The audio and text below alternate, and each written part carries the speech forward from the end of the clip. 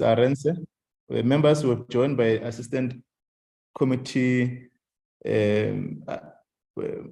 Committee Assistant in the our Portfolio Committee, Mr. Arendse. Welcome, and wish you all the best in your task. You know that previously Mr. Ndo was deployed to the committee and has been redeployed. They replace Nandipa, who was assisting the committee, and wish him best of luck as you work with all members of the Portfolio Committee. Honorable members, we extend our greetings to you and hope that you have both rested, but also continue to work in our responsibility. We are quickly going to deal with the minutes that we agreed on, that will deal with the 10 previous minutes that we have undertaken in our previous Portfolio Committee. And I request Mr. Matonzi, without waste of time, to run on the first previous minutes for members to consider. Yes, Chairperson. The first meeting that we had in July, it was on the 12th of July, wherein the Department of Home Affairs was briefing the committee on outstanding policy issue on the electoral amendment bill. And then the content advisor also recapped on the deliberation of the previous meetings. Then the Minister of Home Affairs also briefed the committee on the report on review of permits conducted within the Department of Home Affairs. Yeah, that's all, Chairperson. That is the meeting we had on the 12th of July, Chairperson. Members, this reflects.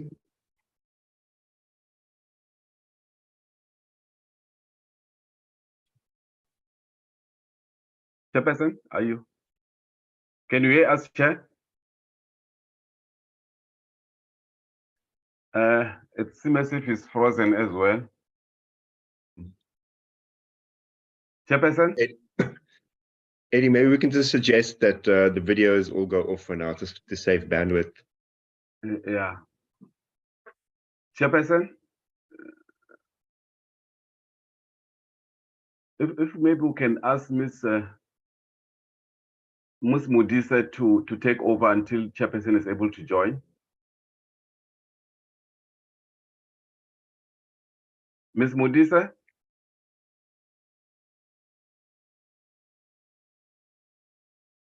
Ms. Modise? Adam, can you hear me? Yes, Mr. Matonzi. Oh, okay, yeah. So, Ms. Modise, I was saying the Chairperson, it seems as if he has got issues with connections. We were looking at the minutes of the 12th of July last year, wherein the department briefed the committee on some outstanding policy on the electoral amendment bill.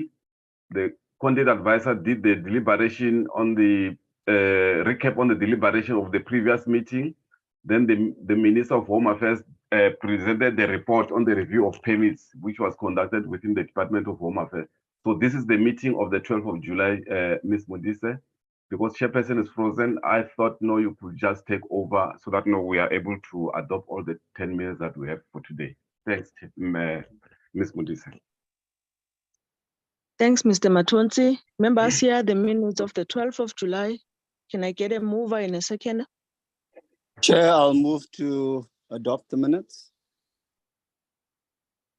I will second, Thank you. Chairperson. Thank you. The minutes have been adopted. Can we get another set? Okay. The next one would be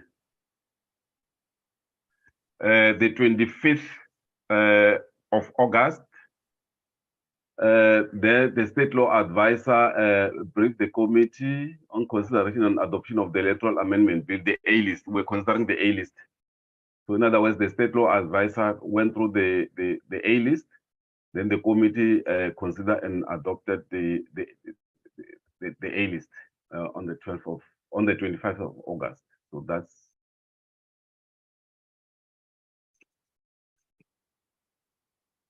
Hello, ma'am. I'll move to adopt. Thank you, Mr. Pillay. A second, Chair. Thank you very much. Minutes have been adopted. Okay.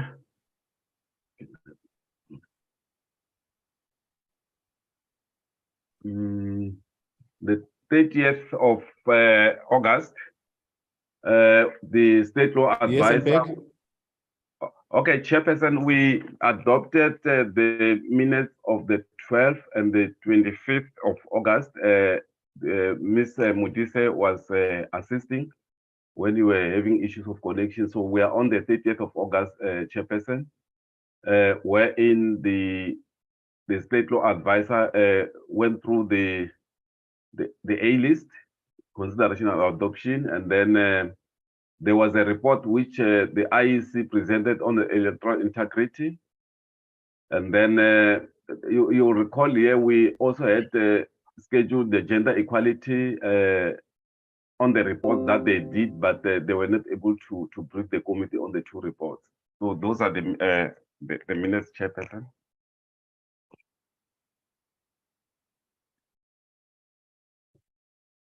Chairperson? Thank you. Apologies, members. I also struggle with the network. Yes, can you hear me? We can, Chair.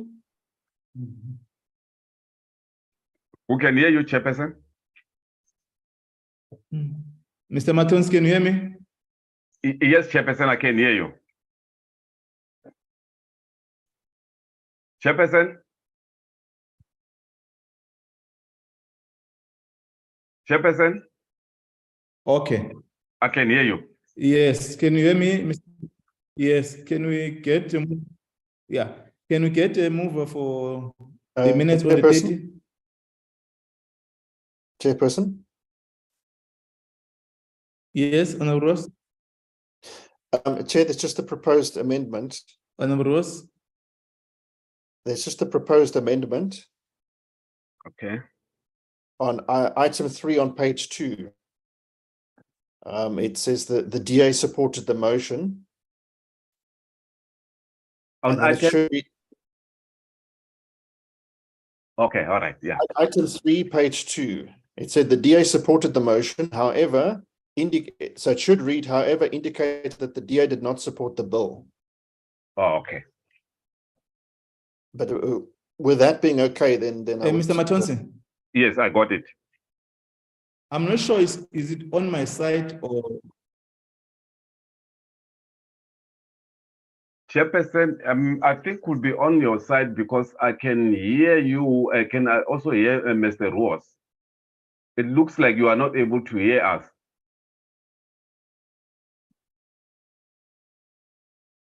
Chairperson? Can other members hear me? We yes, can hear you. We can so it's hear on you. my side, ne? Yeah, it will be on. It should be on your side, Chairperson. Okay. Can I request Honorable Mudise Mtse to preside over the meeting so that I check the venue where I can get a proper network? There's a load shedding here, so we're struggling. Can I be allowed that? Is Honorable Mudise on the Honorable Mudise? Yeah, Yes, Chair, I'm here.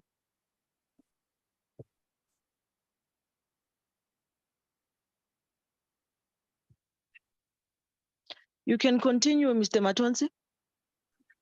yes, we were still on this minutes when Mr. Ross just proposed an amendment on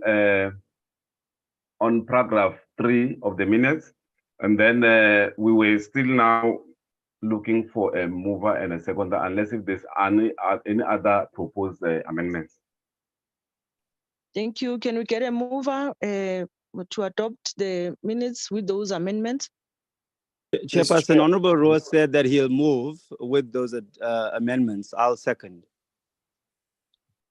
Thank you very much, Mr. Ross and Pillay. Minutes have been adopted. Okay. Just moving to.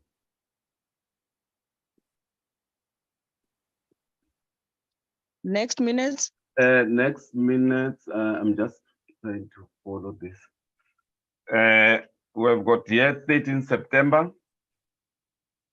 The Department of Home Affairs briefed us on the ZEP, also on the implementation plan of on the review on the permits and the visas, you know, the one that the minister briefed us on the 12th of July. Then they presented the plan on how they're going to implement the recommendation of that report. And also we got an update on the suspension of senior officials in the department, and also an update on the Bushiri escape from South Africa into Malawi.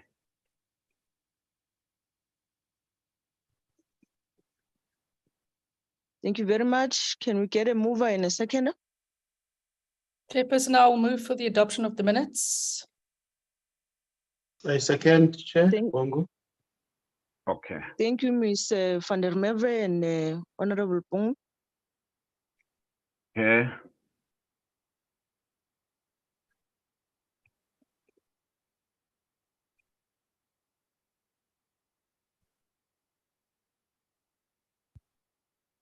September.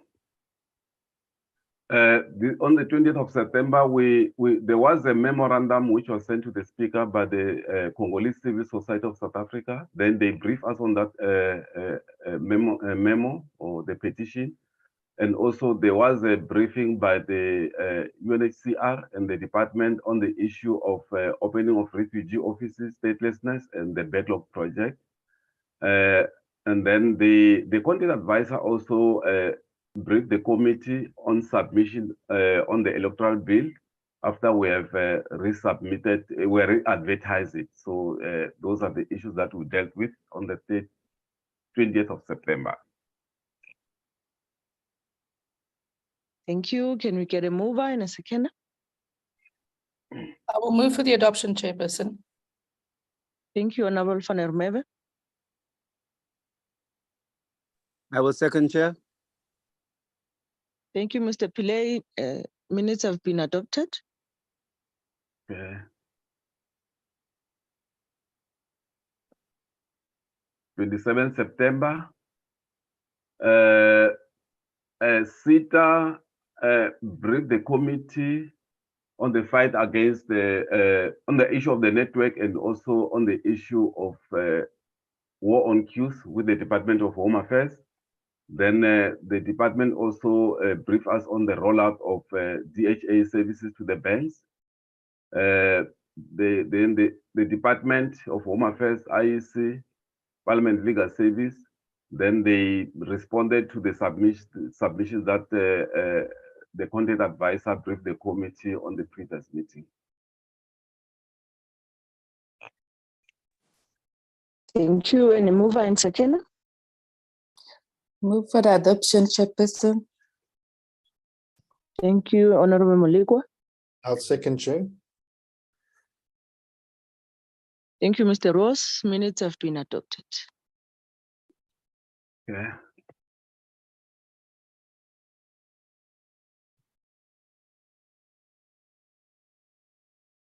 I'm just moving a bit slow because there are so many open. Okay.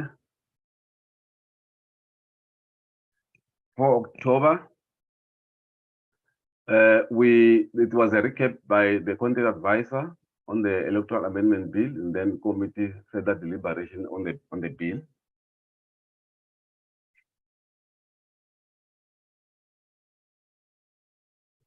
Over to you, Ms. Mudisa. Thank you. Any mover? Chairperson, I'll move for the adoption. I will Thanks, second, Honorable Pillay. Chairperson. Thank you, Honorable van der Merwe. Minutes have been adopted. Okay.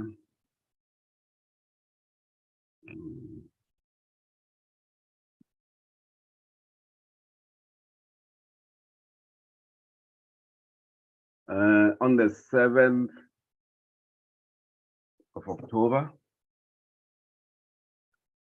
state law advisor on the A list, and then the IEC on the seat calculation in terms of Schedule 1A of the electoral day.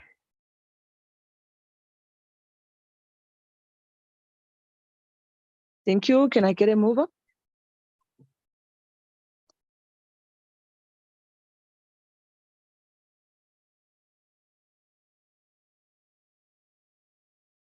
Chair, I'll move for the adoption. Thank you. Seconded, Chairperson.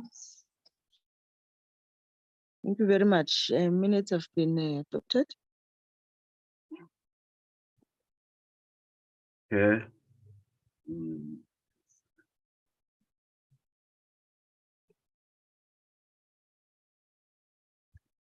On the 11th October,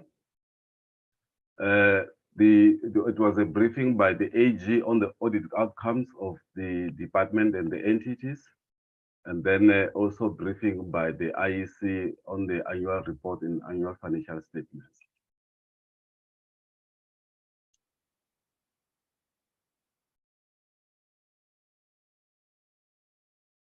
You're also not going through the contents of the minutes, Honorable Matuns. I'm not sure that you only expect us to adopt mainly on the dates and the attendance.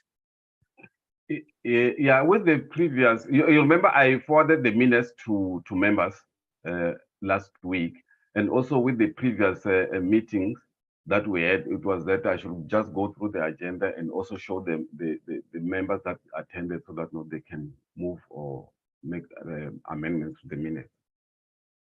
Okay, noted. Can I get a mover? Now we're for adoption, Chair. Thank you, Mr. Rose. I will second, Seconded, Chair. Chairperson. Thank you, Ms. van der Merwe. The minutes have been adopted. Okay.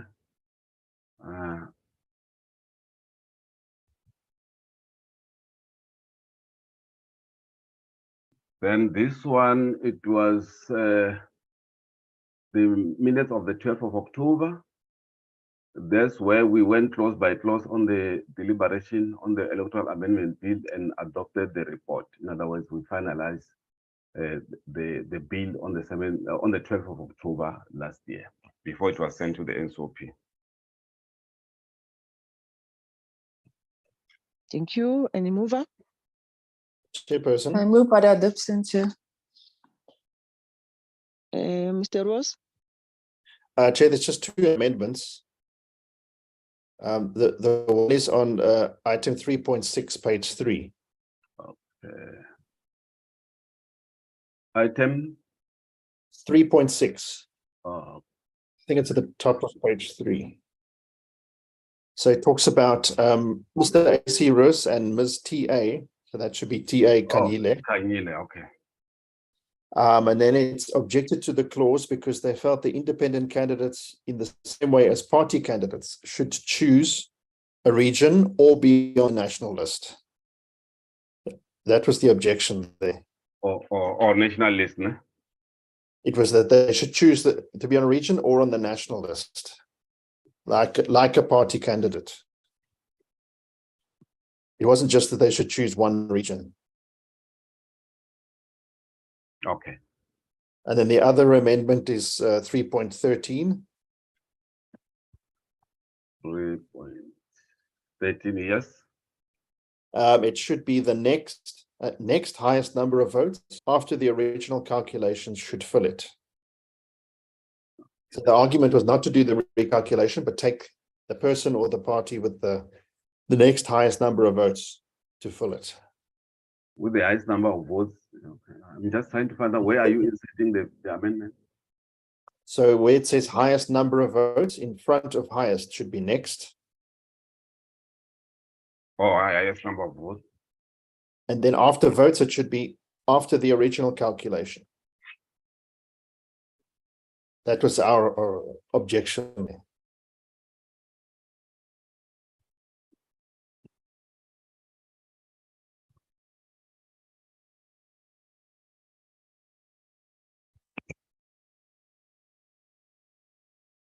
The next highest number of votes. Oh, the next.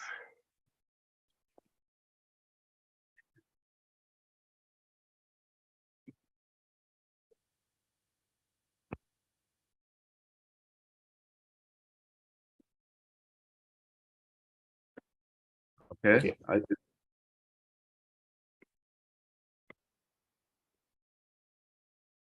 Okay. Any other?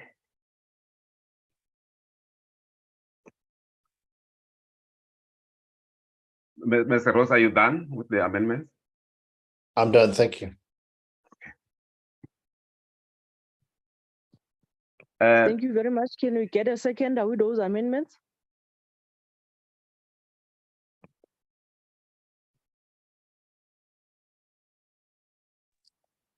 Chair, Ms. Malekwa was adopting, so I would take it that she'll second.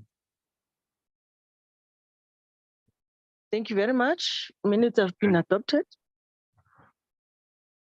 Yes, I think that's all, Chairperson, for today on the minute. Thank you very much. Thank you, Mr. Matonzi, and thank you, members.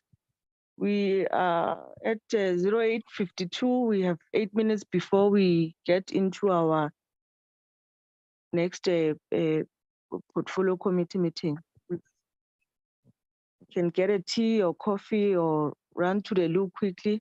We will then proceed at 9 a.m. Thank you very much. Thank you, Chair.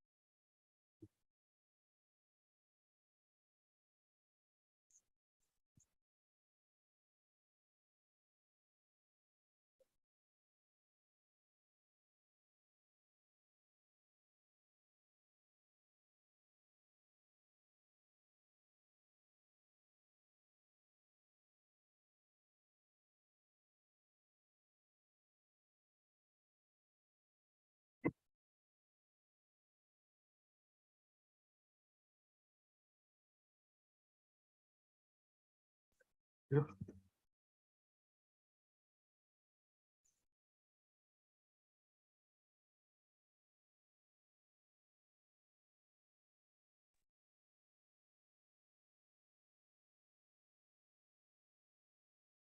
Mr. Matons? Yes, Chair. I was about to respond to you. Yeah, we're done. We're just waiting for 9 o'clock, Chair. Oh, okay. Ish. Yeah. Let us test our, I think we're better now. Hey, the network is better. Yeah, no, it looks like now it's better. Okay. Yeah, it looks like it's better now. All right, sure. All right. You can also switch off your video, Chair. We know you. How are you, Honorable Mutisa? I'm well, Chair. Thanks. Yourself? No, we're trying.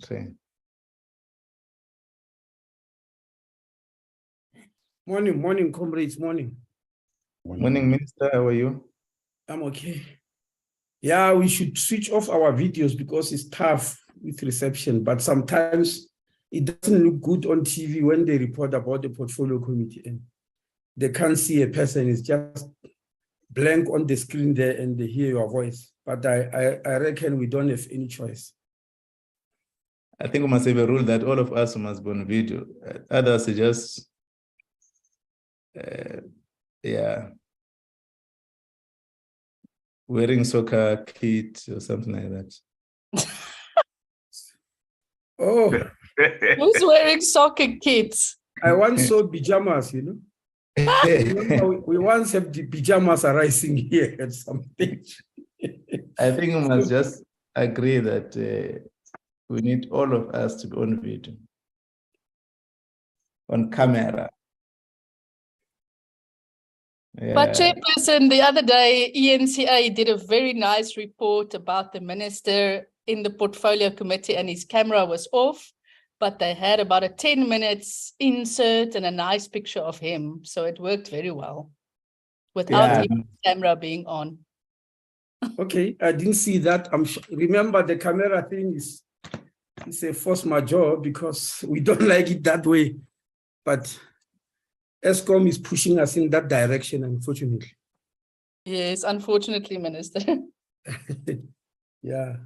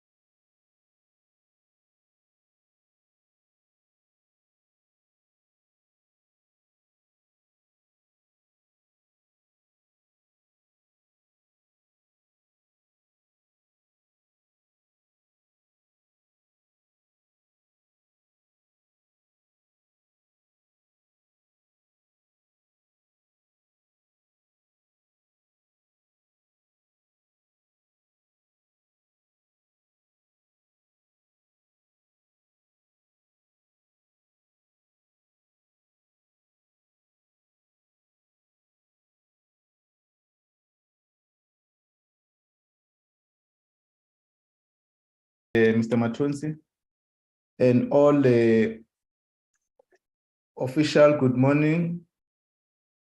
Honorable members, welcome to this important meeting. We want to request to ground our camera given the challenges of the network. Minister, morning, Deputy Minister, DG, the BMA Commissioner, and all officials in attendance. Mr. Arense, who has just joined the Portfolio Committee, welcome you as the committee assistant. Honorable Hendricks, you are welcome to this important meeting as we're going to receive your presentation around the private members bill. Thank you very much, Honorable Chair. Parliamentary Legal Service in attendance, though they will not be participating on the matter. We welcome all of you colleagues to this important meeting of the Portfolio Committee.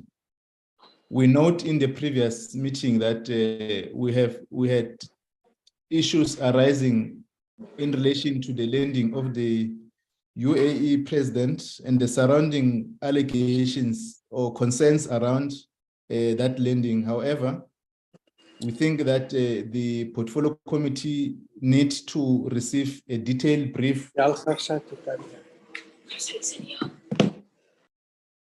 from the minister so that we affirm the principle of oversight and holding the executive to account.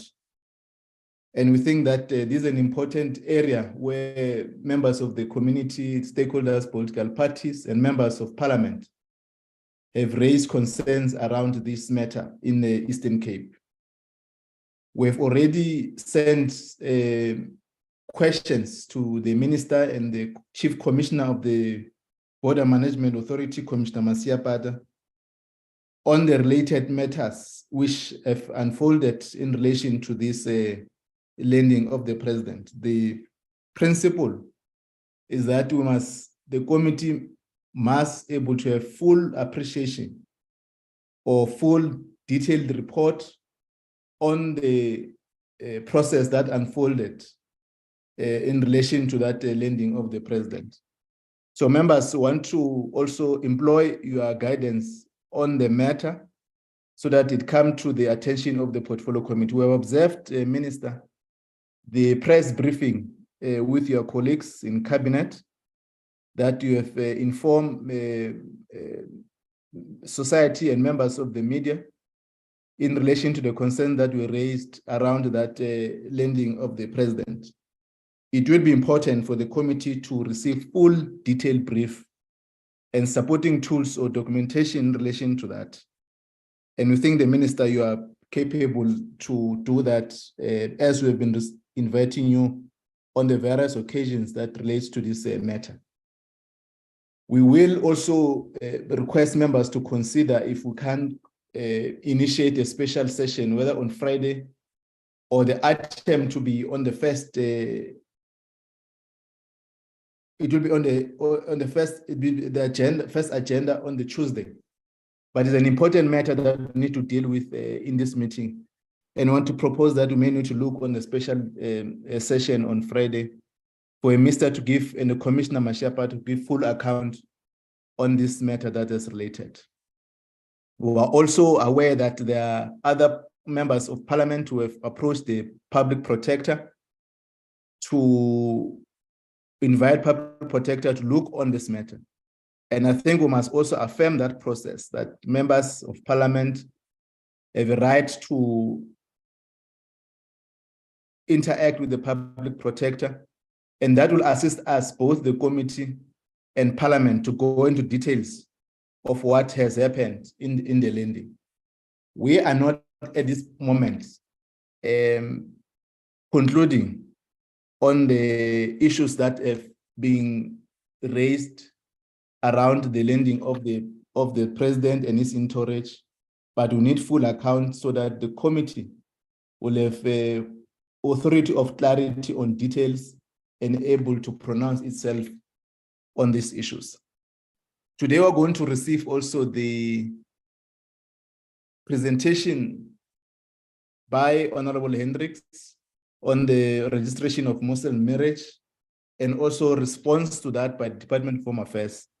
And members will interact in these two presentations and give guidance on how we're going to navigate or respond or participate to make sure that all the issues that we presented to the committee in relation to the subject matter are dealt with. You will recall, members, that in our last meeting we did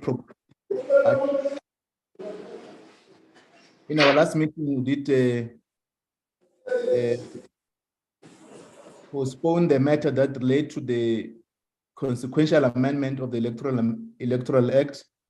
And we think that the minister, you will have to brief the committee in terms of the process. We have no any other time to deal with this matter. In the next meeting, we'll propose that the minister, you have to brief the committee on or give update where you are, since you have requested time. And we believe that we have given sufficient time for you and your legal team and also those that were consulting on the matter to come back to the committee. Members, I will request that the two items we deal with them, comments on this matter of the before Honorable Hendricks come in on the issue of the lending, how we're going to handle it, but the proposal we're putting before the committee that in the next meeting, Minister, present the full detail, but also avail presentation to the committee before that time of his presentation in the portfolio committee. Can I get members to comment on this matter? Then we invite Honorable Hendricks, and then we get the minister to respond. Then we get into the budget vote report by the content advisor, and those will be the item for this meeting. I'll request Honorable Pillay, Honorable Mulekwa, Honorable Bongani, Honorable Lizel, Honorable Ruos, Honorable Kanyile, Honorable Tito, Honorable Techana, and Honorable Mudisemza. Mr. Matonsi, you'll assist me. I'm not able to get into members who are in attendance. Will not invite Honorable Hendricks on this item,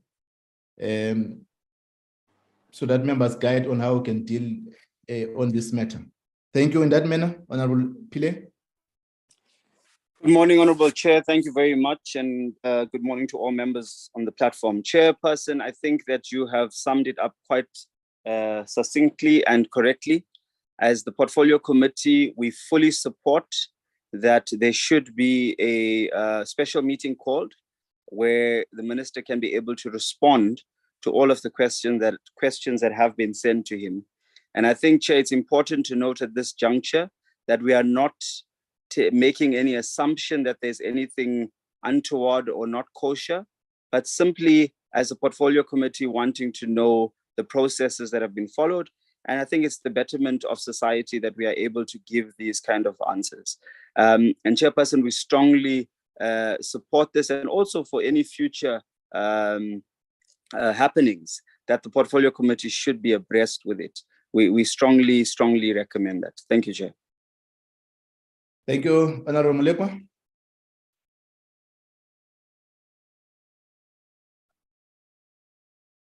Honorable Bongane Bongo. No, thank you, Chair, and good morning. I align myself with what Comrade Brandon has raised. Thank you. Honorable Brandon is raised. I'm sure he wanted to mean that. Yes. Honorable Ruos. Yes, thank you, Chair. And I agree that we need a briefing. I think there's some questions that need to be answered. And as Honorable Pillay has indicated, we will first see what comes out of that before jumping to conclusions. So, Chairperson, we welcome that.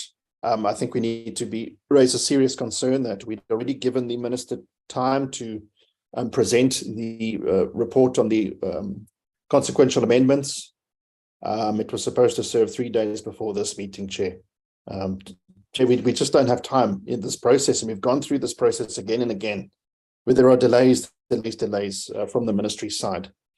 And so really, Chairperson, we need to insist that this happens at that next meeting, and that we can move forward with the consequential amendments with urgency. Thank you, Chair.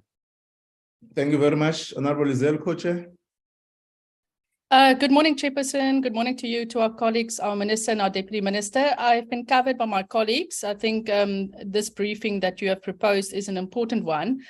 However, Chairperson, I want to just add, and it's just a special plea, because what I find currently is there's a lot of issues pertaining to our Portfolio Committee that ends up playing itself out in the media, and then we as MPs are sort of subjected to the same treatment as all the other members of the public. We seem to be getting information from social media, and then we see press conferences by the department on you know, whether it's ENCA or some of the other channels. So I would really ideally, you know, we've had the issue of the Bester matter, we've had the issues of the Guptas and their travel documents, and now this matter. I'm sure that in this case, the minister already knew about the landing of this royal family sometime before it hit the media. So I'm just thinking maybe in future we can also have these type of briefings happen before they're actually in the public domain. So maybe if it is possible, the minister could have briefed us, given us the information about the landing of this family before it actually was revealed in the media, and then it would stop some of these issues that plays itself out in the public domain where people don't have the correct information, or they assume that there's something wrong or that there's something untoward. So maybe in future, if we can do it the other way around, I would be grateful. But yes, I support the need for a special briefing on this. Thank you, Chair. Thank you, Honorable Zell. Honorable Tejana. Thank you, Chairperson. I think good morning, and good morning to yourselves and the minister and all of these people. So I think, Chair, I want to align myself with the Honorable Lizelle, because we get shocked. We don't necessarily want to appear to be running the department with you, Minister, and all of the team, but we really want to at least be appraised on some of the issues that might want earlier, on some of the issues that might want us to, or that could find us having to speak without knowledge, as if we're not serving together in the committee and all of that. I think I align with yourself with the proposal, but also the input that is just made by Honorable Lizelle to say, let's be privy to these things before they happen, because if there was no, I don't think we'll be having a response, answer our questions.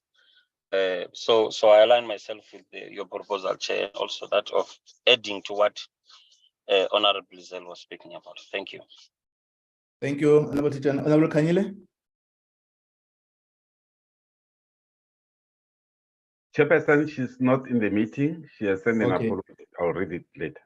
Oh, sorry. Honorable Tito, it's not here.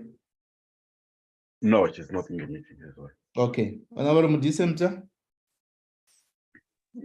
Thank you very much, Chair, and good morning to everyone. Chair, I fully support your proposal that we need to set aside a special time for us to receive a briefing on these developments or on this issue that has been on the media.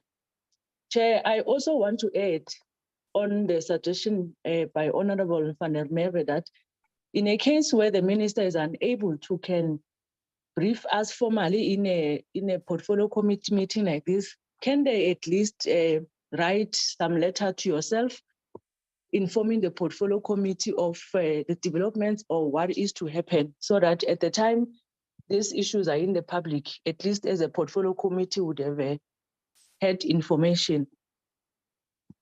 So thank you very much, Chair. I fully support. But what I did not get from yourself, Chair, is that should the meeting be set aside for Friday, or are you suggesting that it must be on the next meeting?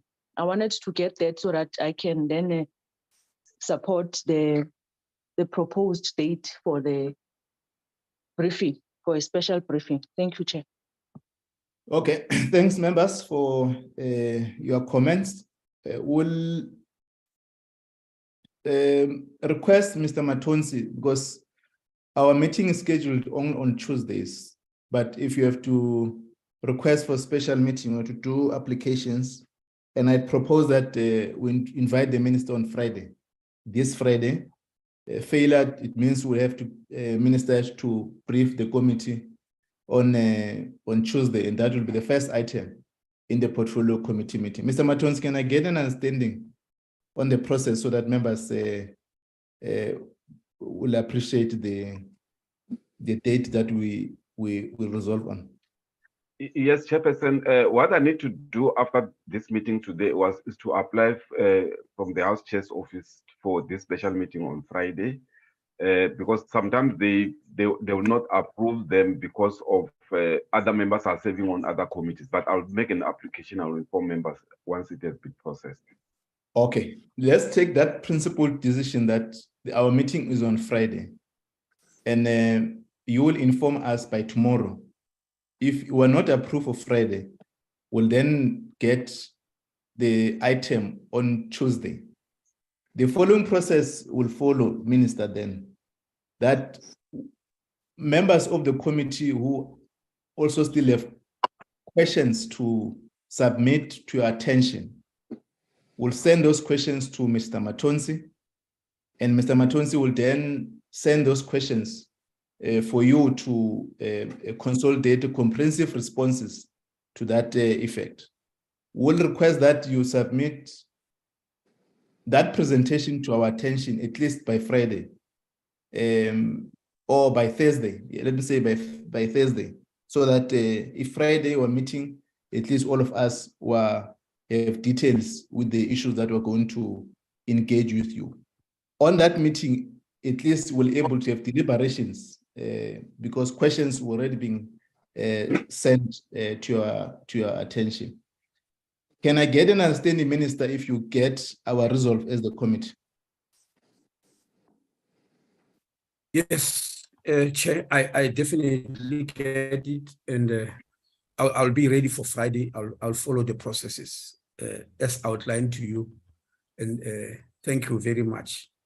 The other issue also, Chairperson, if you have got any time next week, the issue Honorable Ruas referred to of the amendment, I'll also be ready by next week, Tuesday, so that whether you start with it or the items that are already on the agenda, it will be okay with me. So for both Friday and Tuesday next week, I'll be ready of the things that the committee is asking for. Thank you very much. Okay. Thanks, Minister. And I think we appreciate that commitment. Thanks, members, for having considered that we need to invite the Minister to give details on the lending.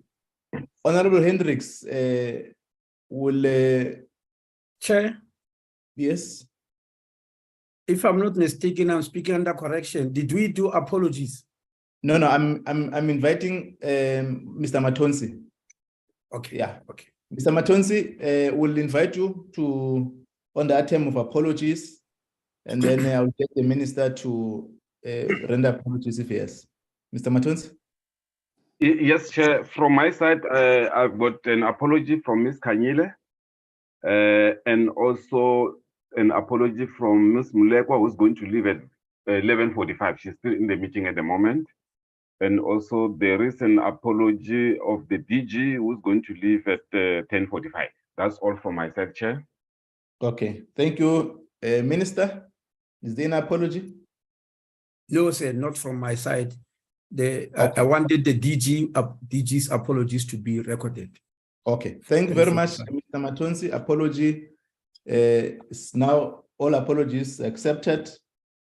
Honorable Hendricks, welcome you to the Portfolio Committee, and thanks very much for having considered to present the private members bill and the team that has assisted you to introduce this private members bill, and the Minister of Home Affairs for also having considered and his team to brief the committee on the process undertaken at the level of the department, and members will then raise question, will then deal with the matter of taking a decision on this matter once we get a sense of what are the issues that members are raising, and both yourself and the Minister of Home Affairs are raising. It's your time now, Honorable Hendricks. You're invited to brief the Portfolio Committee. Thank you very much. Good morning, Molweni. Assalamu alaikum wa rahmatullahi wa barakatuh. Mr. Chairman, Honorable Sabani of the Portfolio Committee of Home Affairs. I'm indeed honored that the Minister of Home Affairs and the Director General of Home Affairs is present. It shows their commitment to be present whenever they can, when important issues of any community in South Africa is raised. Thank you for granting me an opportunity to further brief you to assist this committee to consider a motion of desirability for my private member's bill called the Registration of Muslim Marriages Bill. Recording in progress. I hope my briefing that I sent honorable members on Friday and I sent to the department on Friday will persuade honorable members to support my private members' bill. I know that I am contesting and support for this bill with the Department of Home Affairs and the Minister and the Director General, which will try and persuade honorable members later this morning not to support my private members' bill. So this is an interesting contest, and we hope that we will be able to persuade one another to come to an amenable solution. Honorable Chair, the Constitutional Court had to step in to address the state's failure to deal acceptably and lawfully and constitutionally with Muslim marriages. So when the Concord found fault with the Marriage Act and the Divorce Act due to their failure to meet the constitutional principles of dignity and equality, because it failed to recognize Sharia marriages as valid marriages, I crafted a bill to comply with the Constitutional Court judgment, meeting its deadlines to save the executive and parliament, which includes myself, not to be delinquent and in contempt of court. I'm aware of the fact that the Department of Home Affairs promises to have a bill that will address the orders of the Concord with regard to the recognition of Sharia marriages ready by June, postponing the date promised by the Green and White Paper by a year, and later postponing it again from March to June this year, letting down the stakeholders it consulted, like the MJC, by another 3 months. In their heart of hearts, Honorable Chair, the Department of Home Affairs, the legislative drafting team of Parliament, the Parliament Constitutional Master Committee, the legal head of Parliament, know that the Department of Home Affairs will not be able to meet the deadline of a Concord. That is 12 months from now. They know that. For as long as the so-called Omnibus Marriage Bill is not promulgated, and my guess is that it will only happen in the 7th Parliament, I may not even be elected to the 7th Parliament, there remained a need to regulate the recognition and registration of Muslim marriages in South Africa. The point being, Mr. Chairman, the point being made that this Omnibus Marriage Bill was put in motion too late. Even the Cabinet rejected the latest version. And if the interim registration of Muslim Marriage Bill 222 is not adopted, then there will be a lengthy period where no legislation regulates the essential aspects of all Muslim families in South Africa. The Department of Home Affairs will therefore be in contempt of court, and Parliament would have failed in its oversight role if it does not utilize other interim measures that have already been set in motion and could easily be supported by the department to both comply with the Concord Order and comply with the constitutional obligation of avoiding one more day of infringing the constitutional rights of all Muslim women and men married in terms of Islamic law or intend to get married in terms of Islamic law during the interim period. On the 6th of January, the Director General, and he is present here, of the Department of Home Affairs, the respected Mr. L.T. Makodi, issued a circular introducing his staff, especially at the front desk of Home Affairs officers, to register all Muslim marriages in terms of the Recognition of Customary Marriages Act 1998. It must be further noted that the Recognition of Customary Marriage Act in its entirety cannot be applied to Muslim marriages in any manner that will be considered constitutionally and legally defensible or sound. This is because customary law is specifically defined in the Recognition of Marriages Act as the customs and usages traditionally observed among the indigenous African people of South Africa and which form part of the culture of those peoples. While this definition may include many indigenous African people that are also Muslim, and for generations we know since the founder of Islam in South Africa came to Makassar 350 years ago in Cape Town, there were already African indigenous people embracing Islam.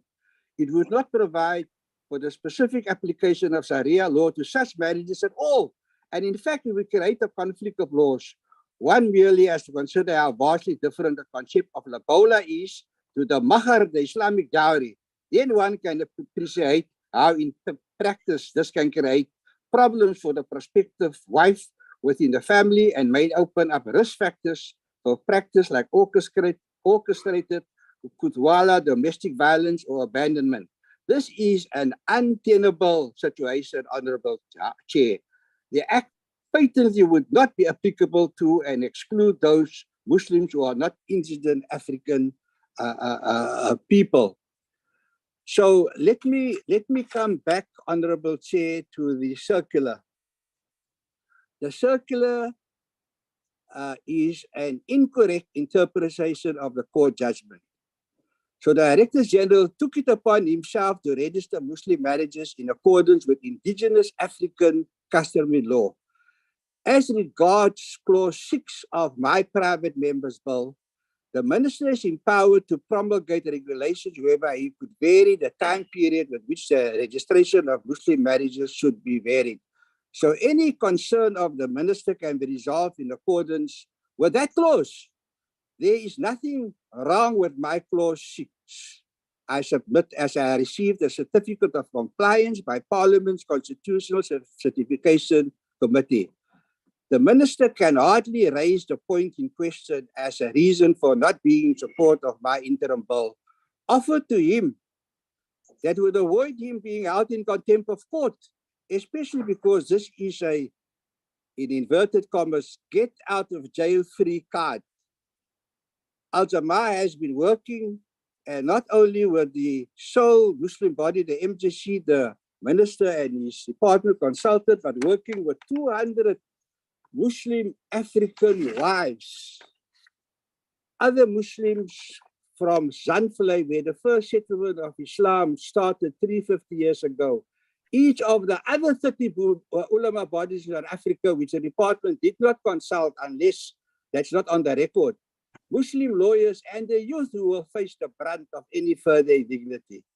African ulama in their numbers were consulted. And all this can be seen in our memorandum, which is published in the Government Gazette. The bare bones bill I submitted contain only the essential aspects of registering a Muslim marriage and the consequence of entering into a Muslim marriage.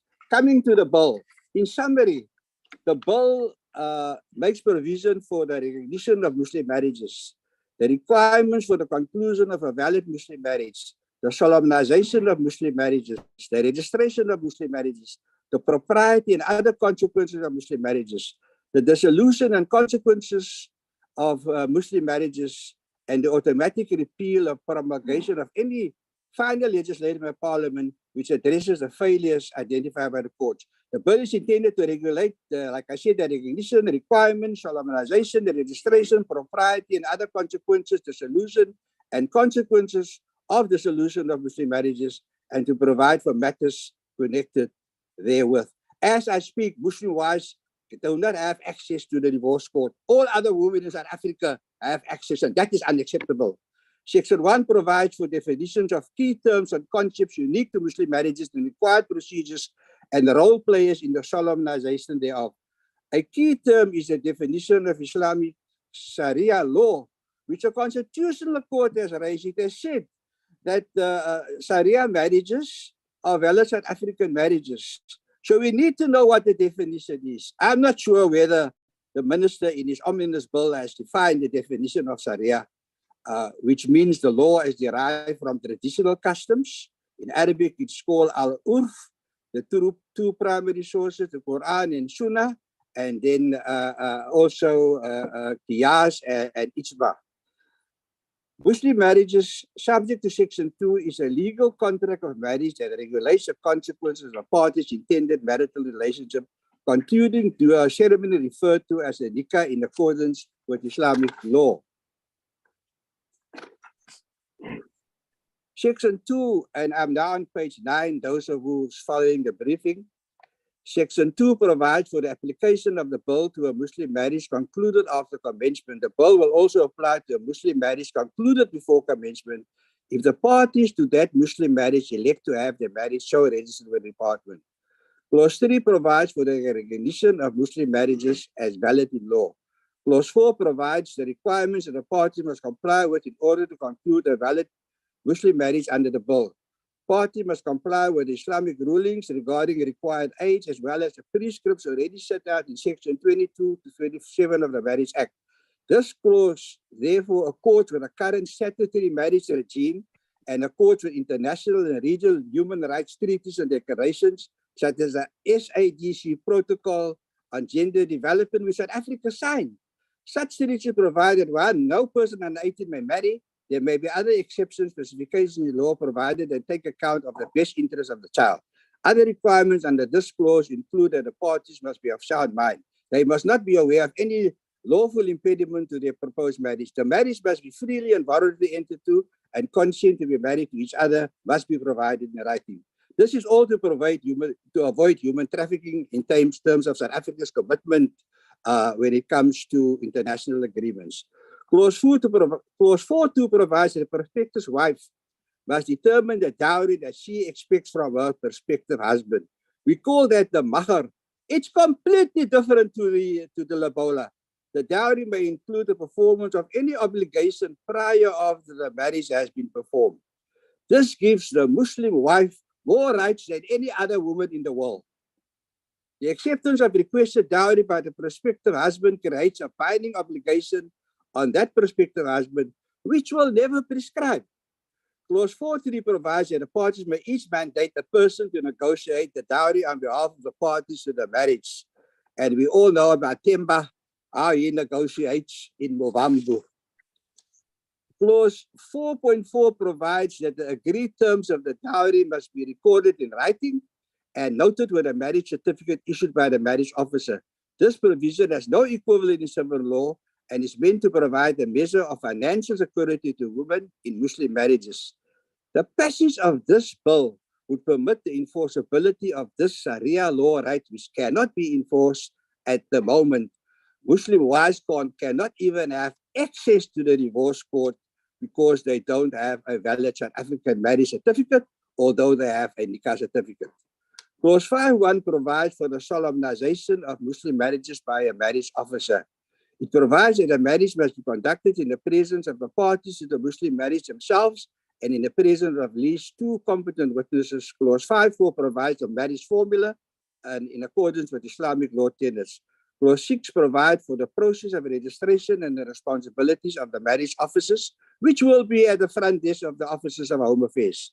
In this process, such responsibilities include to complete a certificate on the prescribed form, state at the time and solemnization of the marriage you was entitled to solemnize the marriage, record the details of the parties to the Muslim marriage, the date, time, and place, note the terms of the dowry as contemplated in Clause 4.4, which is completely different to the lobola.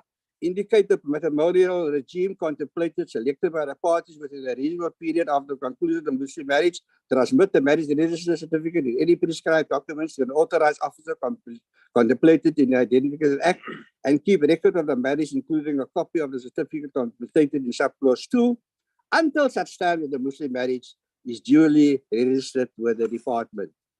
Clause 6.4 allows for the retrospective effect of the right to have Muslim marriages registered in accordance therewith and application by either spouse to a Muslim marriage. Clause 6.5 permits either party to a Muslim marriage to request a marriage certificate.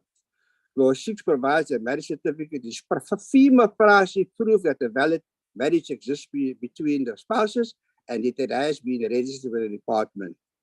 The above provides critical relief to a Muslim spouse who seeks the legal vindication of any of the rights which arise from the marriage, which have to date been unobtainable. There have been many disputes in our courts when there are more than one Muslim wife. Who is the wife? And this has caused a lot of hardship, and this needs to be addressed.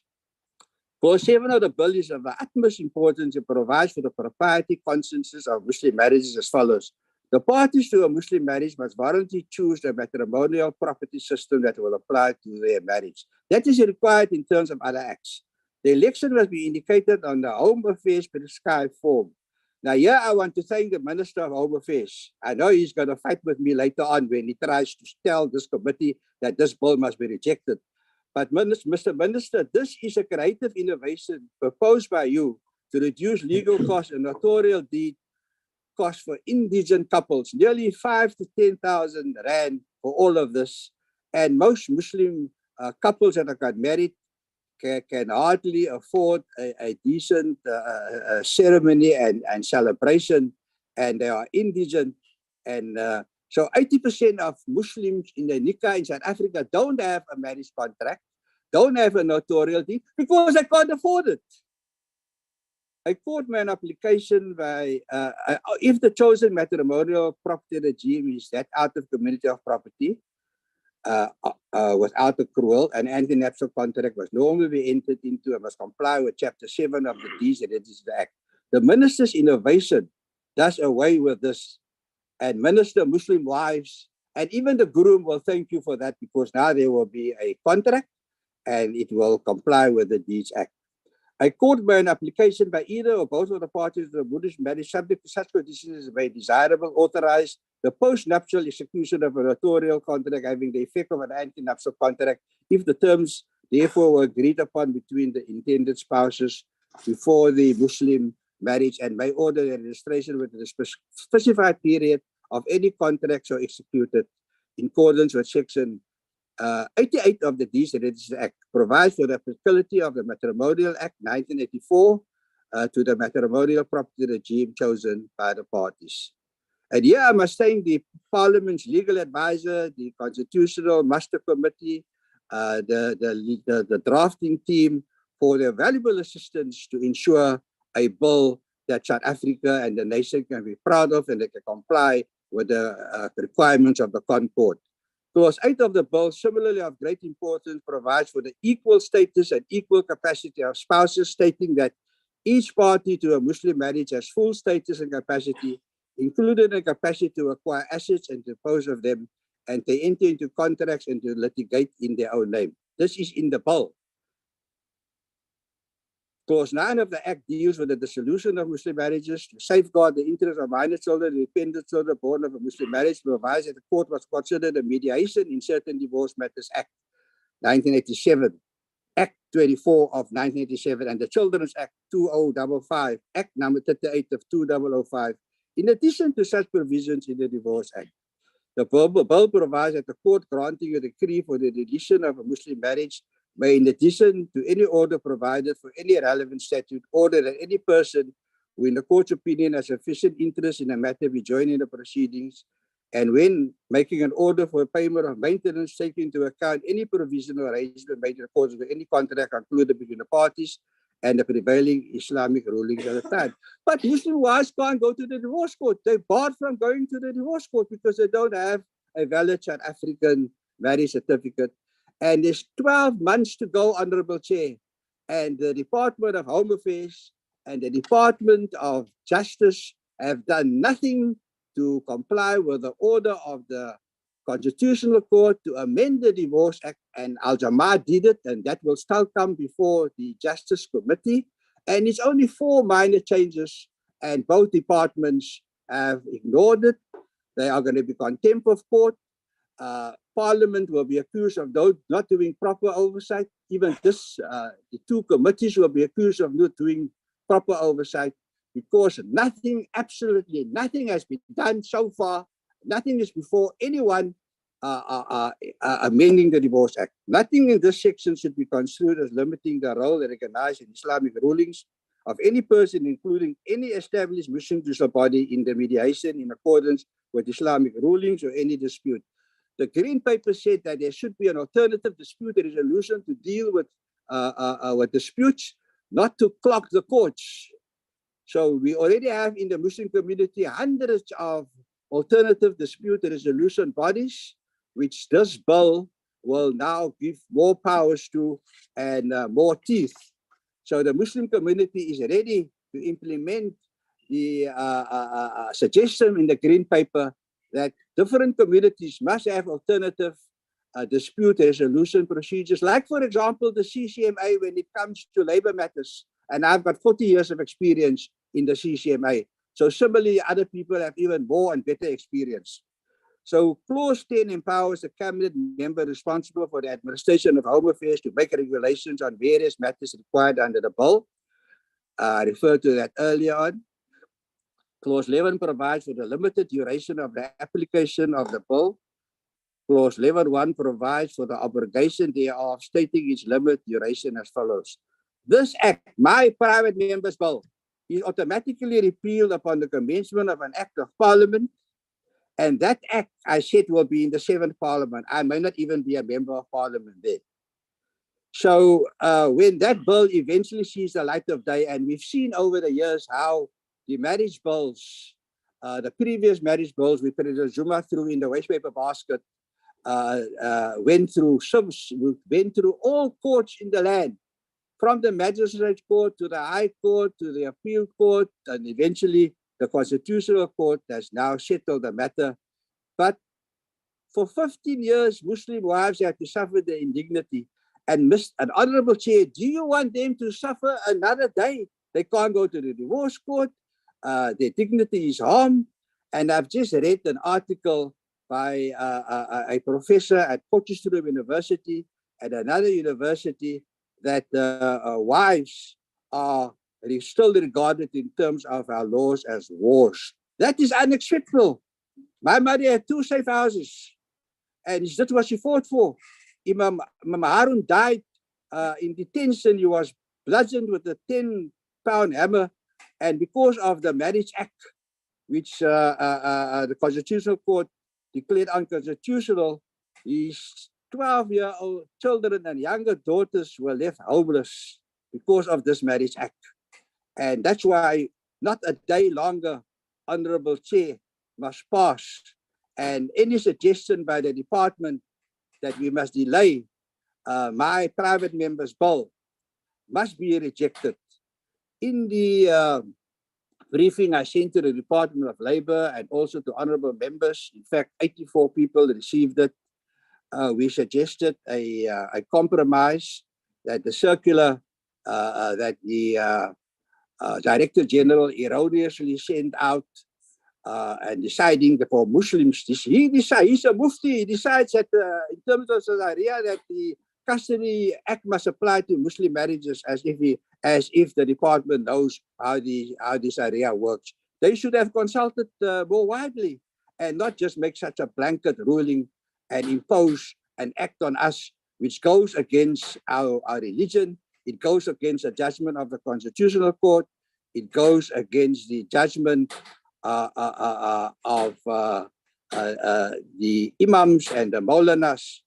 Lastly, Honorable Chair, Clause 12 provides for the short title and commencement of the Act, stating that this Act is called the Registration of Muslim Marriages Act 222 and comes into operation on the date fixed by the President by proclamation in the Gazette. Honorable Chair, concluding, I know that this committee is solutions orientated. The chairman of this committee, in fact, arranged a meeting between me and the minister in order to find solutions. That I must put on record is appreciated. That is real leadership. But that leadership extends to members of this committee, and I'm not patronizing. This committee must but understand now the position of my private members' bill. They will later hear what the position of the department is. I hope they're going to change their position after they've listened to this, so that we know that they do listen, because the minister's here and the Director General is here, and we are not here to point any fingers. These are difficult matters, but Al-Jamaa has provided, Honorable Chair, a mechanism. The outcome we want of this briefing, Honorable Chair, is for the establishment of a mechanism for the registration of Muslim marriages or the front desk at any office of the Department of Home Affairs until such time as the omnibus bus sees the light of day, and we wish the minister every success. The ministers have even indicated, Honorable Hendricks, withdraw your bill and we'll put your bill in the omnibus bill. But Minister, I can't allow Muslim wives to suffer one more day and not to have an opportunity to take their issues to the divorce court, which is a free court.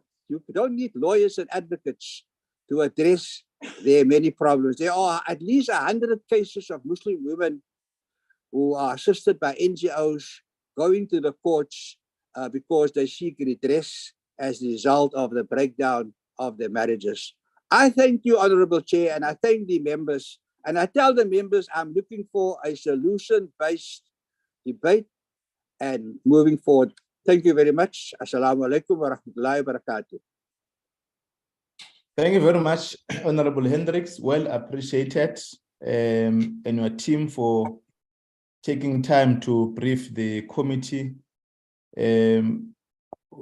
We have been dealing with various issues in the portfolio committee, and members of the committee are detailed on processing issues, whether private members' bill or any other matter that comes before the portfolio committee. So rest assured that in our interaction with both yourselves and the minister, members of the committee, in their wisdom, will able to process this matter, looking on the issues that resides or in the spirit of the Supreme Court of Appeal or the Constitutional Court judgment. We will then come back again to you when members are commenting on Hendricks. Stay with us. We'll give the minister an opportunity also to present. Then members after will comment, and Honorable Hendricks and the minister and the team will respond to the comments from members of the committee. Minister. Thank you very much, Chairperson. Thank you, Honorable Hendricks. Chairperson, I want to put it up front that we are not here to compete with Honorable Hendricks. We are not at variance with him. We are not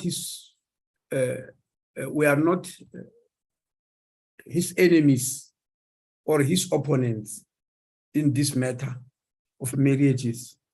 We just want to find solutions, as we are saying, Chairperson, because we are all South Africans, and we want all South Africans to be comfortable. The presentation I'm going to make is not to prove Honorable Hendricks wrong. It's just to put the facts on the table so that members of the committee can exercise their own discretion on what to go on how to go on, taking into consideration that both bills, the private members' bill and the executive members' bill, will still have to be processed by the very same committee. There's no question about that. There's no other way of doing it. Now, it is true that we did meet Mr. Hendricks, myself, and the chairperson of the portfolio committee. It is true that we're trying to look for solutions. It is true that we never reached any final or tangible conclusion.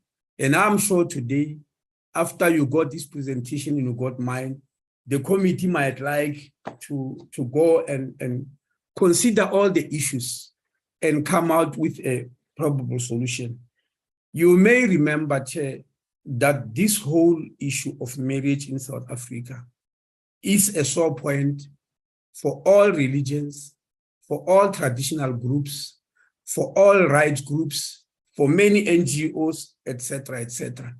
It is for this reason, Chair, that in August 2019, when we started the first meeting of consultation on these issues, we're inviting, scholars, academics, traditional leaders in various communities, including the Kon and Sai, the various religious groups, Christian, Muslims, Jews, etc.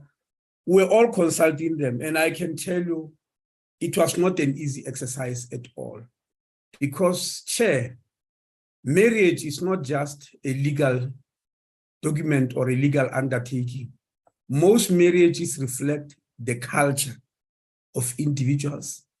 It reflects their spiritual understanding.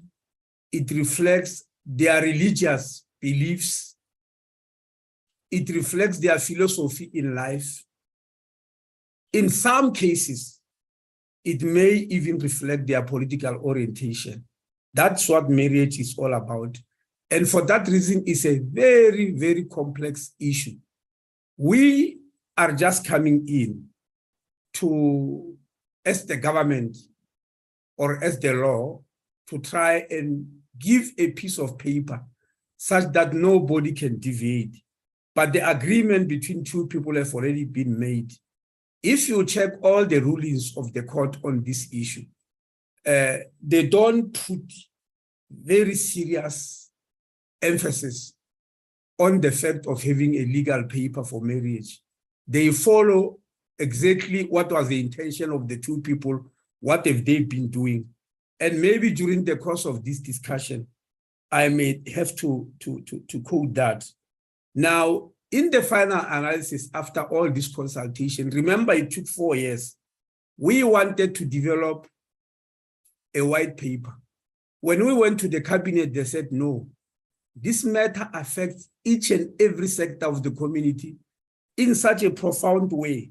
We want you to go back and start with a green paper so that everybody's proposals are considered in the green paper.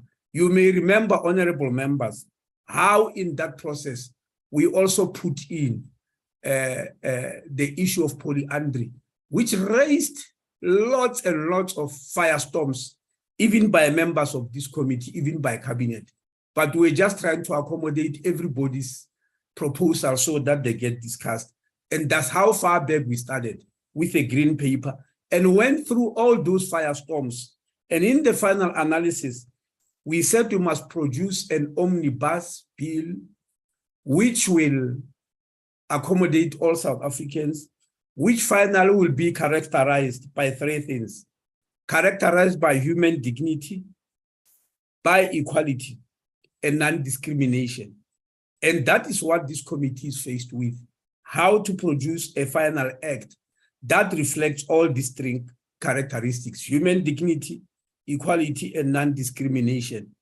Let me maybe try to clarify, not again to compete with Honorable Hendricks about this issue. Cabinet never rejected the present draft in the bill. It was going through the motions of cabinet. And in the last meeting, there are several issues that were raised by the Department of Justice. And cabinet sent us back because they don't just want to be rubber stamps. They sent us back to deal with those issues so that when the bill finally ends up in public, the issues are resolved from government itself. And so that's exactly what happened. And we believe we are ready now to put it forward. The issues of the Constitutional Court, we are also dealing with them. I'll show them during the presentation.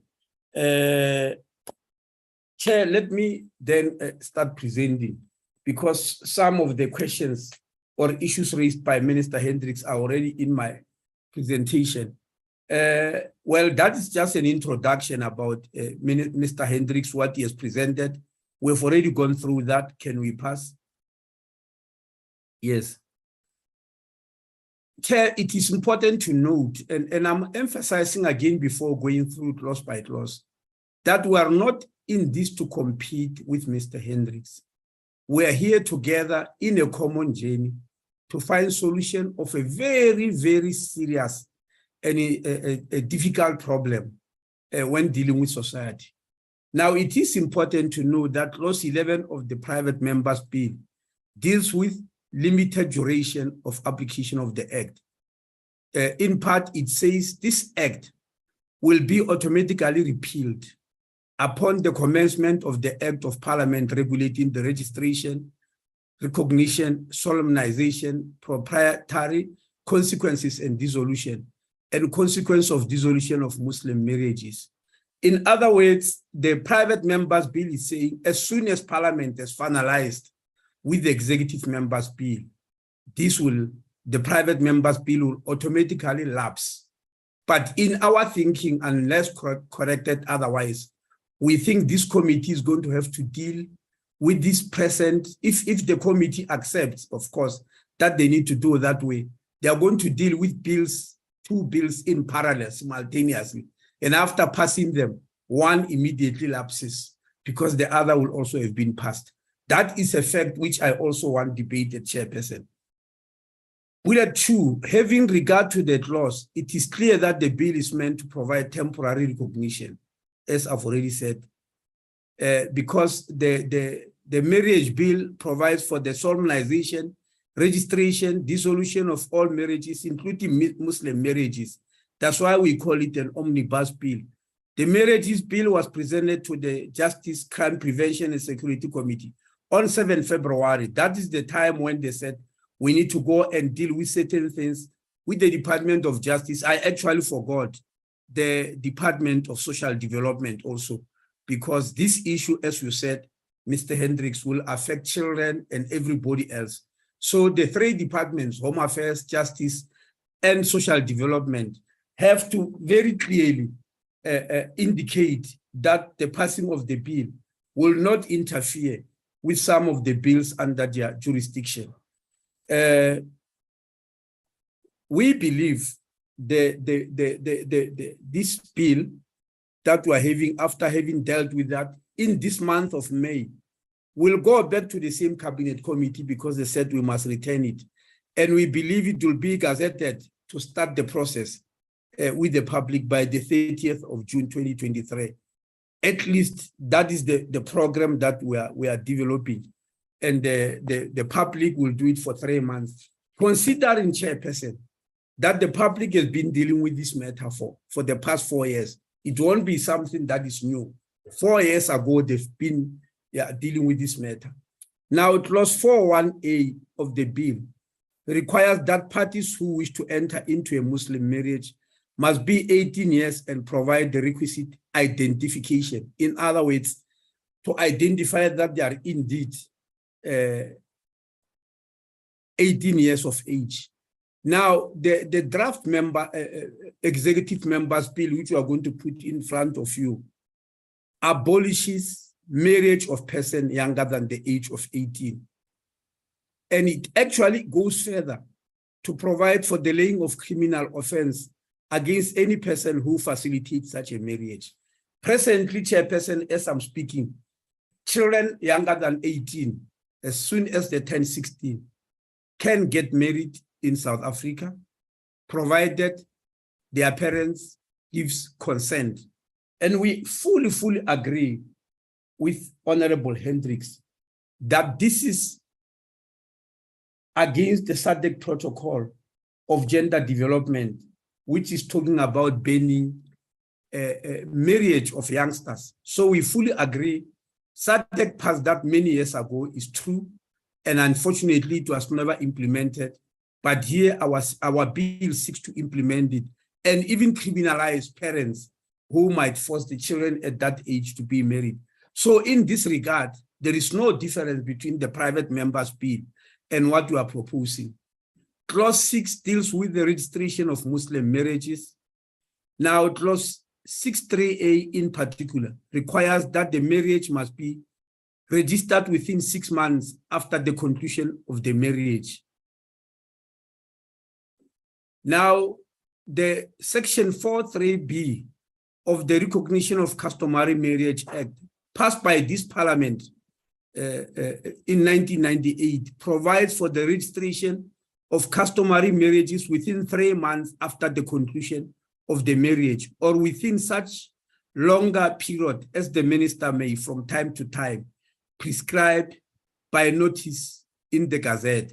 Maybe I should explain this, honorable members. The private members bill proposes that after marriage has been concluded, it must be registered within 6 months. Now, the Customary Marriage Act, passed in 1998, provided that immediately after marriage, 3 months, Now, the difference between 3 months and 6 months can definitely be negotiated. There is no way that we can be at variance because of a difference between 6 months and 3 months. We definitely cannot be. But further, I want to explain this issue of longer period as the minister may time prescribe.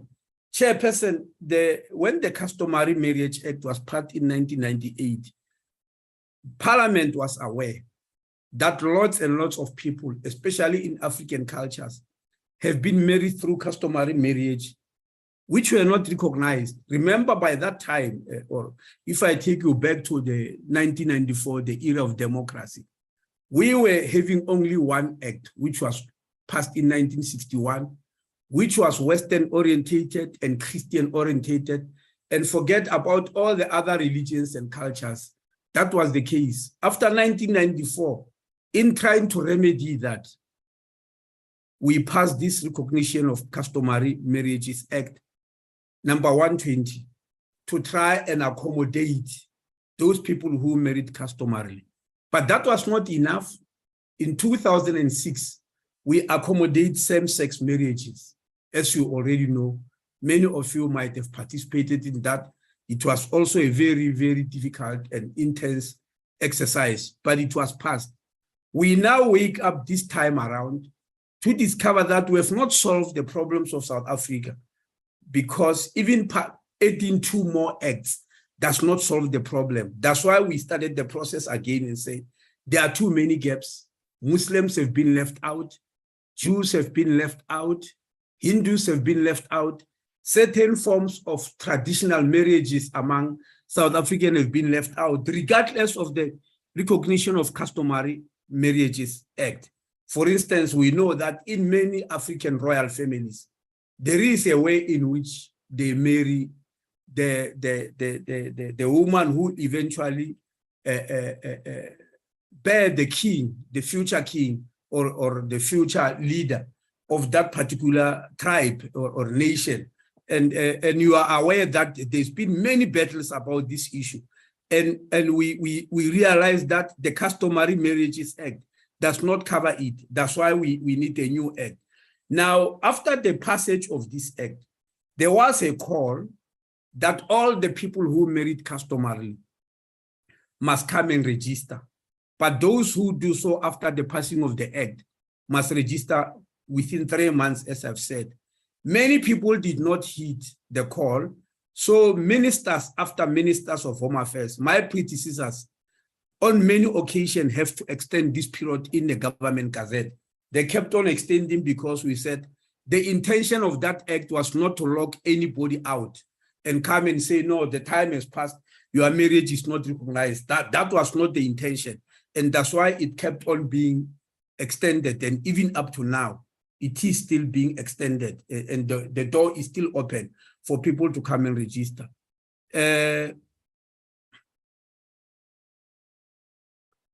Chairperson, oh yes, I'm still on bullet point 3. Yeah, bullet point 3. The department is currently registering Muslim marriage through the Recognition of Customary Marriage following the constitutional judgment on Muslim marriages, which instructed the department to provide an interim measure for the registration of Muslim marriages through the Recognition of Customary Marriage Act.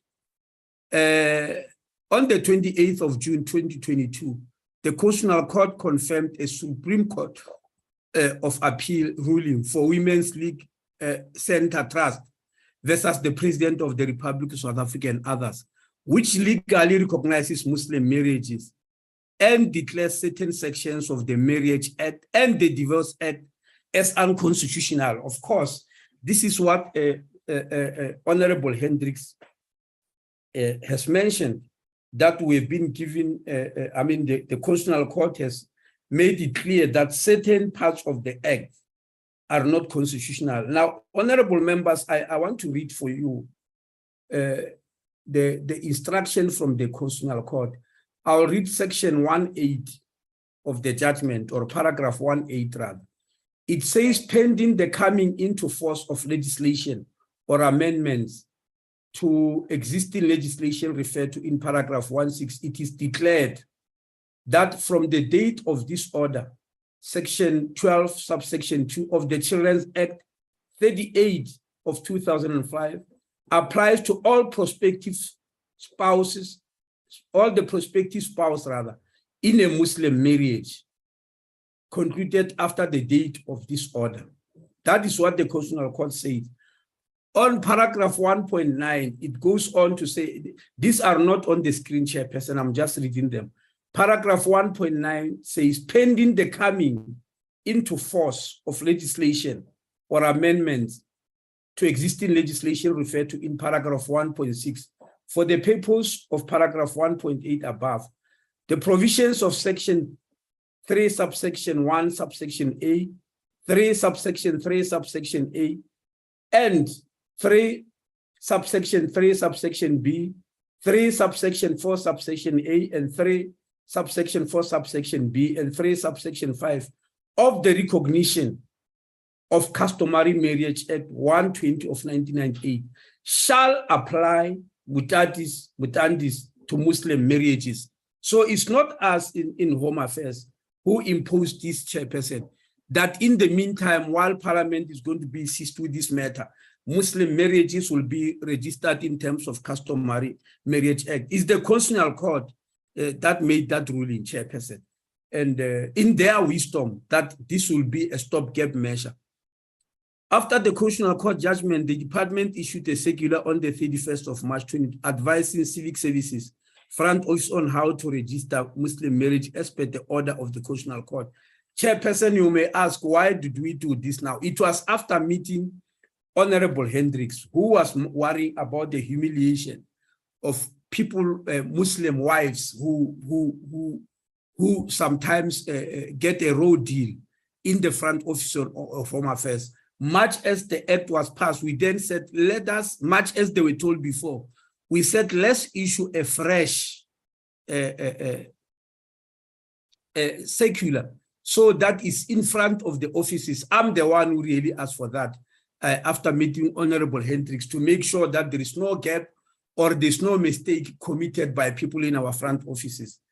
Chairperson, clause 7 of the bill deals with propriety consequence of a Muslim marriage and requires that the parties must voluntarily choose the matrimonial property system, which will apply to their marriage.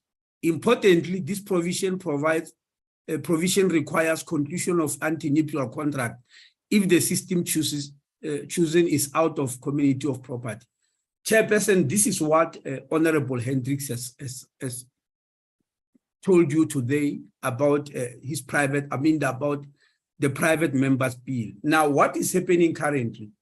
Currently, Chairperson, the law requires that couples, when concluding a marriage, yes, I'm bullet point 2, when concluding a marriage, to choose from 3 matrimonial property regimes, that is marriage in community of property, or marriage of out of community of property with accrual, and marriage out of community of property without accrual.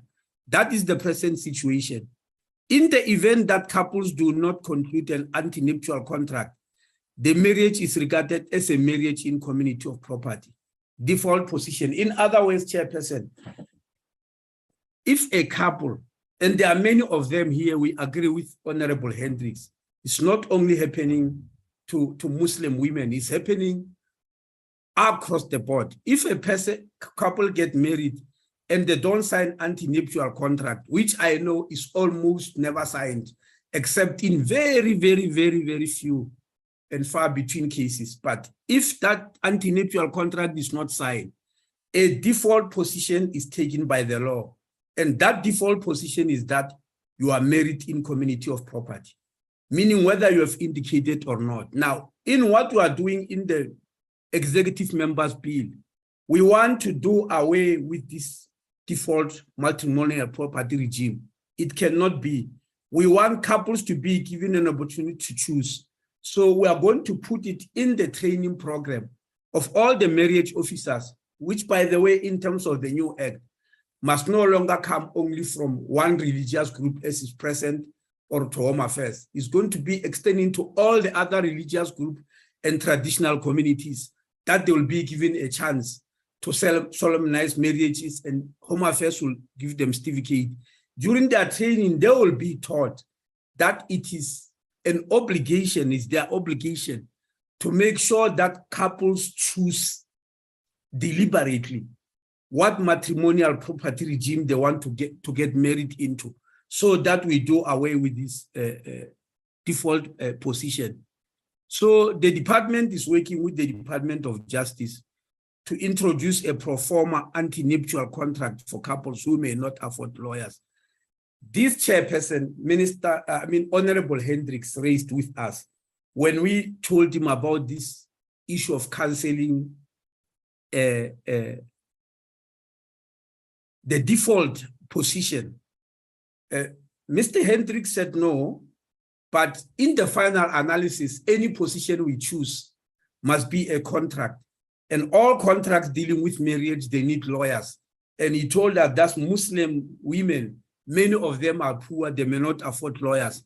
That's when then we thought about this pro forma, that look, we can easily solve that problem, because it's true there will be many other South Africans who cannot afford lawyers.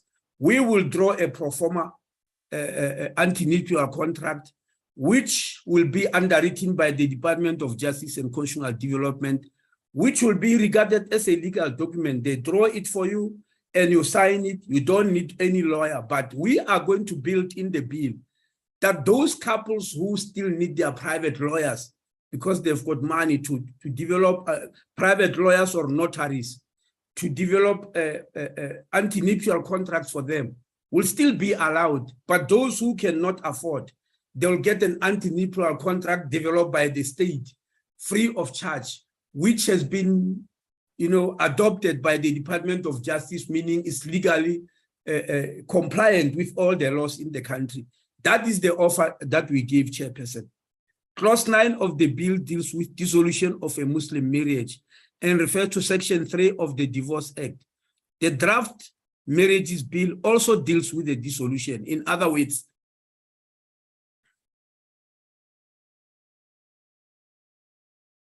somebody's really confusing me by moving things before I tell, and I'm getting lost. I'm reading from the screen. Yes, please. Yeah, let's stay there. Minister, I'm on bullet point number 3. Sorry, Minister, who's assisting you to move the screen? Is it us on our side or in your side? I've got no idea, Chair, I must confess. Okay, I thought it was on your side, but whoever is moving, can they move it when I tell them to do so? Can we establish so that we don't have problems as we move forward? Is Mr. Martins on our side? Yeah, Chairperson, is myself. Okay, follow the minister so that we'll not get disrupted. Okay, Yeah. no problem. Can you put Mr. it on slideshow, please? Go back to slideshow. Yes. Yes, I'm still on bullet point 3 on clause 9 about dissolution. And we are saying there is no difference between the private members bill and what we are proposing, Chairperson. It also deals with dissolution. And even as Mr. Hendricks have said, goes further on the issue of mediation in certain divorce matters, Act 9 of 1987 and the Divorce Act, where mediation is also thought of. Can you move, Mr. Matons? Yeah, we're on page 7 now. The department has consulted with the Muslim Judicial Council on 30th of January 2023 in Cape Town in order to deal with the restoration of Muslim marriages. This meeting reviewed the white paper on marriages and draft marriages bill and received support from the Muslim Judicial Council. Prior to this, on the 10th of September 2021, there's also been a consultation with Al Jamaa as a party. I'm sure you are aware that we're consulting all and sundry, as I've already mentioned, that we started in 2019, this consultation. The Muslim Judicial Council raised issues relating to inter alia issuance of death certificate, wherein the certificates reflect the spouses as either single or never married. Now, Chairperson, I must be really honest with you on this matter. We strongly agree with Mr. Hendricks. Mr. Hendricks strongly mentioned this fact as objectionable and offensive and demeaning to the Muslim community. The department fully accepts this criticism because we understand it fully. However, Chairperson, we also want the committee to note that this issue of never merit on death certificate affects lots of people outside the Muslim community. Even I personally, I must confess publicly in front of this committee, it affected me a few months after I've entered Home Affairs because I did not know about it. My mother passed on and I went to fetch her marriage certificate and it was written never married. I discovered it when I was in the car. With a lot of anger, I went back to the office. It was in one of the funeral homes in Mamelodi. And the person laughed at me and said, but you are the Minister of Home Affairs. This issue comes from your department. That's when I immediately phoned people in the department. They say, what's happening? Because I was still new there.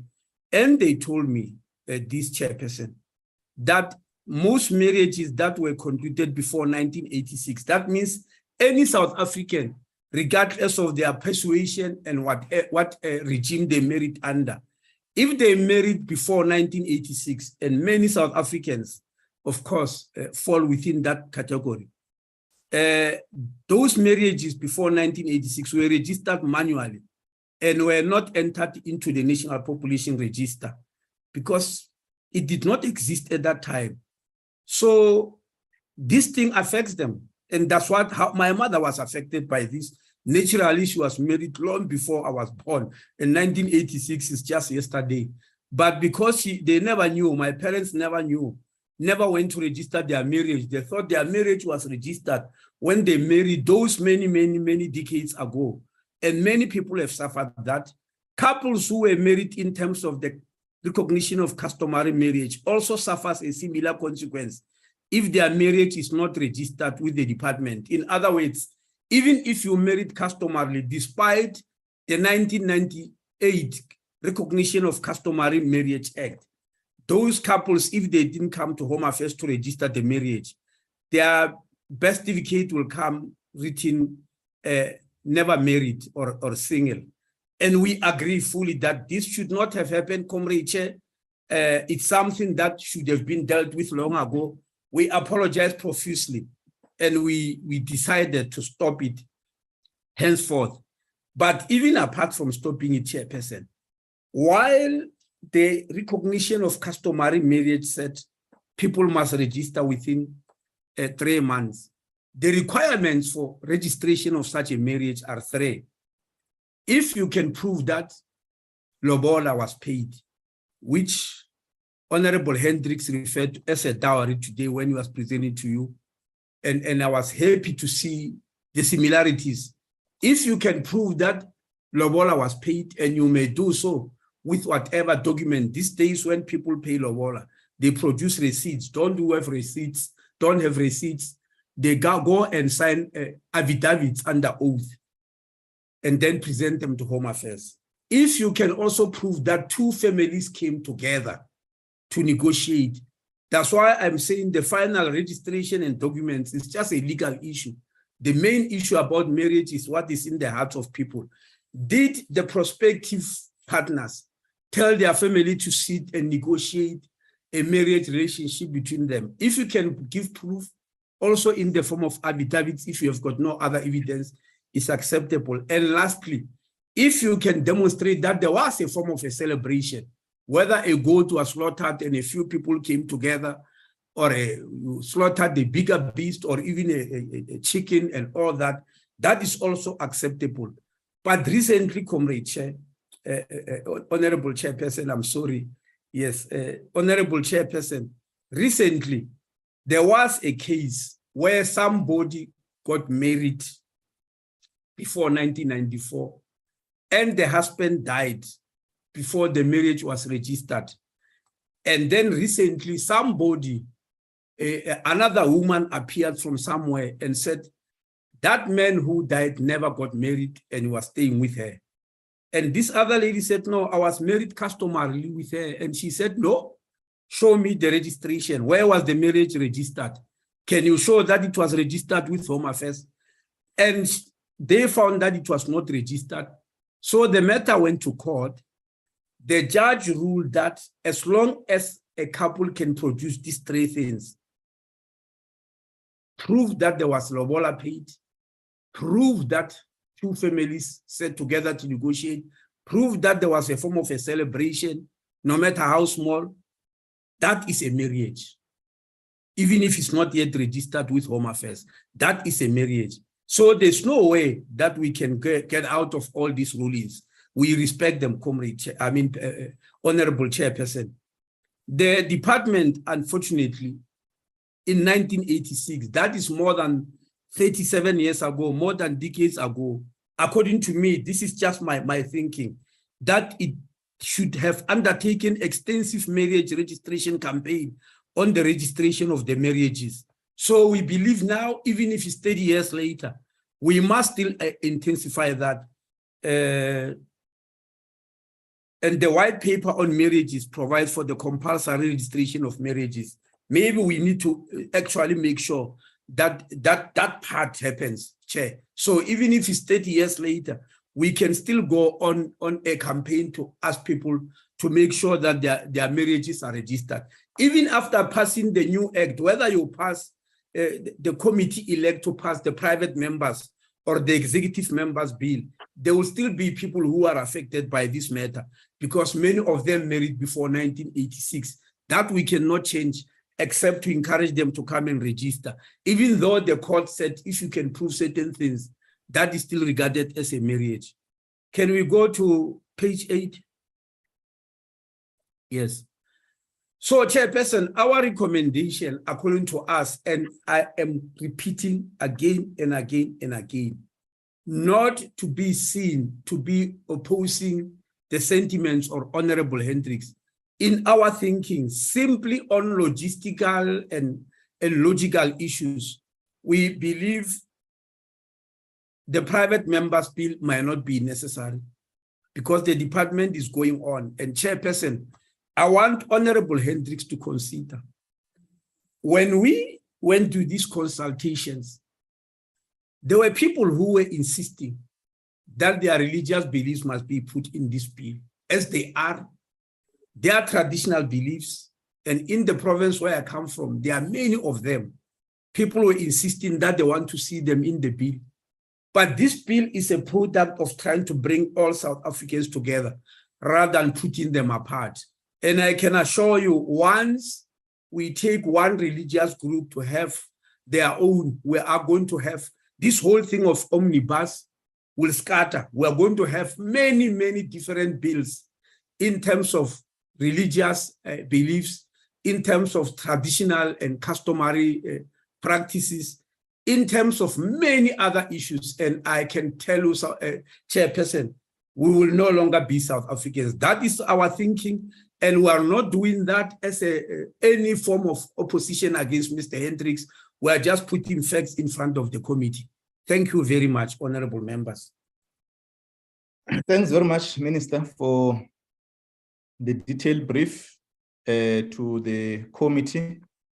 And thanks again, Honorable Hendricks, for your detailed brief to the committee. I don't think that both Honorable Hendricks and Minister must be more worried about the assertion of contesting each other. Let's demobilize that spirit and deal with the issues at hand, because the two presentations are important to this committee meeting, and the issues of areas where there's convergence, and there are areas where there's differences or point of differences in terms of the approach on how, also the interpretation of the Constitutional Court judgment and the Supreme So members will then comment on the presentation, both presentations that have been presented to us.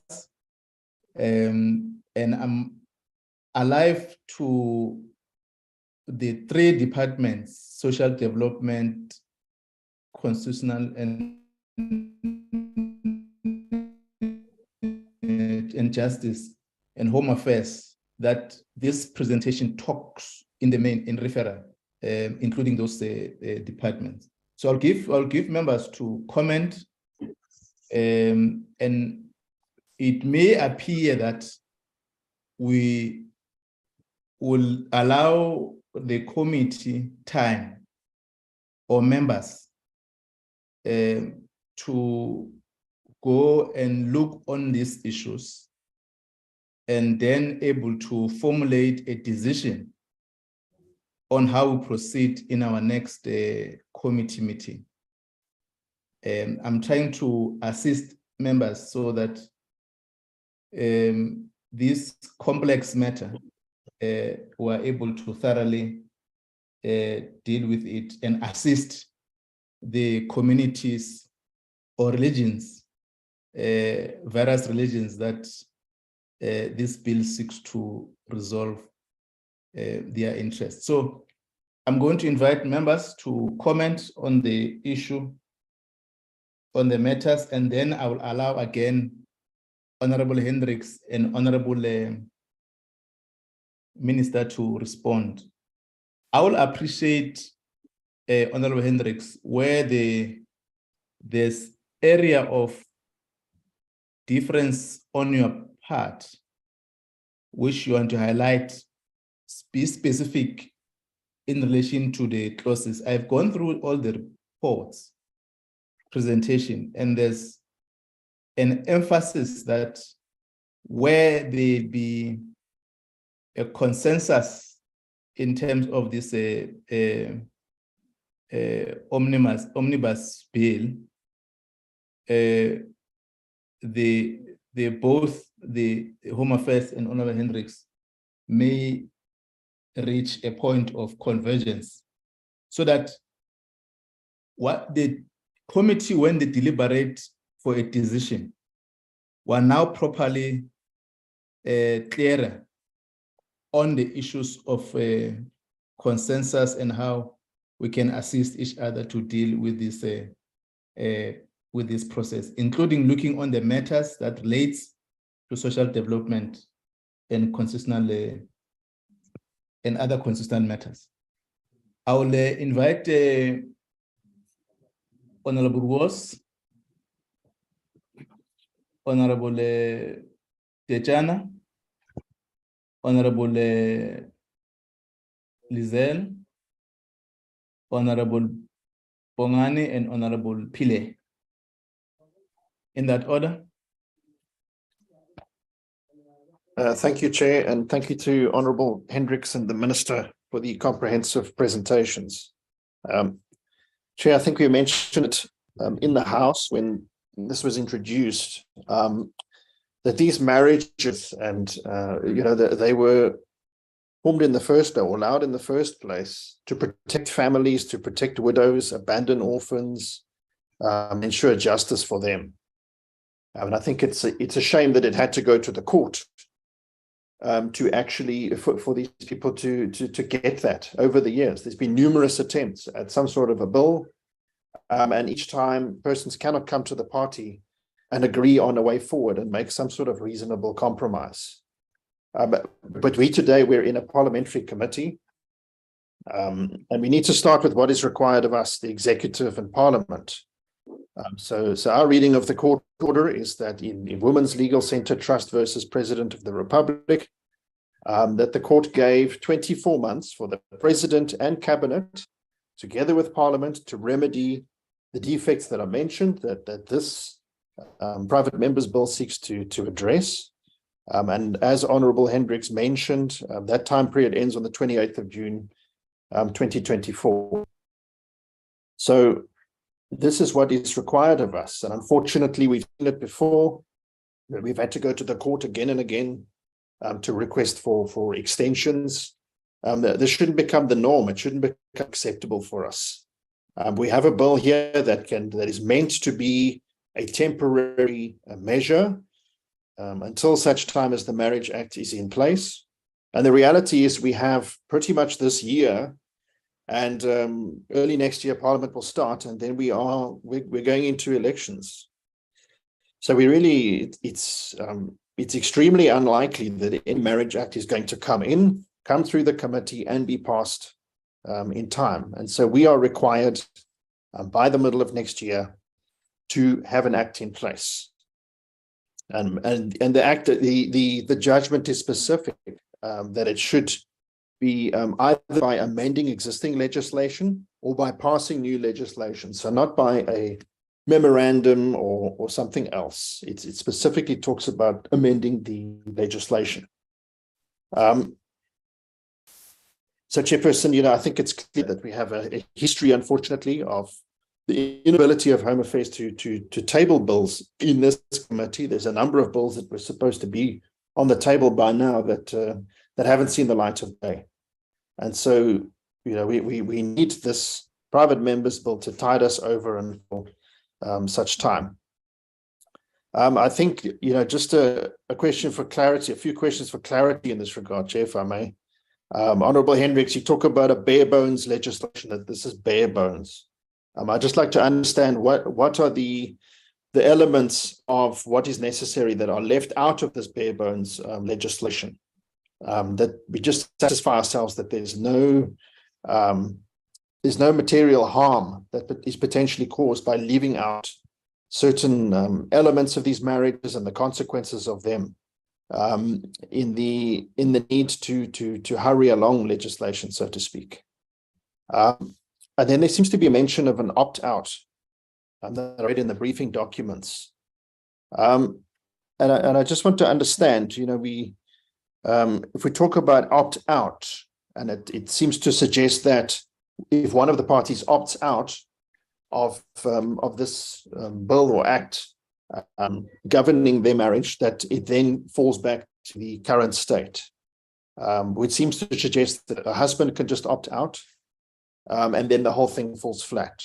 But my question is, how do you then cover the needs of the children, the prospective children of these marriages, that the best interests of the children are protected if the parents are allowed to opt out on their behalf, essentially? Because what the court also ruled about the affected children and how their constitutional rights are being affected. So I'd just like to understand how you envisage that working. And then, Minister, as well, I think I don't remember hearing that there was any clarity on the assertion that the order that was put out, the circular was put out on the Supreme Court of Appeal judgment and not the Constitutional Court judgment. I'd just like to understand, Minister, who is tracking court judgments relative to Home Affairs to then ensure that these are properly implemented in Home Affairs, or that legislation is put out in this regard? Who is tracking these, and what went wrong in this situation? Because I know there's other court judgments which where we do not have amendments on the table yet as Parliament, where Home Affairs was supposed to go and implement legislative changes or changes to processes there. I'd just like to understand that. The Chairperson, that's all from me, but our belief is that we need to have this legislation because the Marriage Act is not going to be here in time, going to miss the Constitutional Court deadline, and then there will once again be a gap in the legislation that will potentially lead to the very situation that we don't want, where we have well-meaning people that go into a marriage. They obviously don't expect it to go wrong, but at the end of the day, what is happening is that we have abandoned children, we have wives that are destitute, and we as Parliament need to make sure that there is something in place to protect them. Thank you, Chair. Thank you very much for your contributions, Honourable Gross. Honourable Moleko.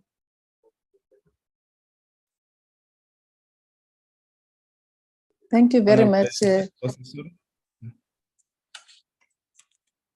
Proceed, Honourable Moleko. Okay. Thank you very much, Chairperson. Let me also start by appreciating the presentation from both Honorable Hendricks and Honorable Minister. Has been presented on the both the private marriage and the bill for all marriages by the department.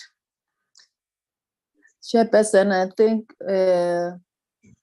I want to agree with the recommendation as proposed by the Honorable Minister, because if you look into the private marriages, most of the issues are covered in the Bill of Marriages as presented by the Minister Chairperson. So I think I agree with the recommendation as been presented. Thank you very much. Thank you, Honorable Moleko, for your contributions. Honorable Lizel. Thank you very much, Chairperson. I think firstly, I want to thank the Honorable Hendricks for the private members bill as tabled. I think the right to introduce private members legislation is something that was hard fought for and won. And I think it's a very important tool for all of us to use in order to identify gaps in legislation and obviously then to contribute to building our democracy. In this case, he's really gone out of his way to ensure that the rights of women are protected. But then on the other hand, the question before us is whether we want to proceed with a private members bill or go with a executive bill as outlined by the minister. And of course, naturally, in my case, I would lean towards the executive bill because it seeks to protect more groups. In other words, it seeks to give more legal certainty to marriages of a variety of groups, whether Jewish, Muslim, or traditional marriages, as the minister outlined. But now the question becomes the issue of timeframes, as highlighted by the Honourable Ruiz, because the minister says that hopefully by the end of June, this bill will be ready and then it can go through the public processes.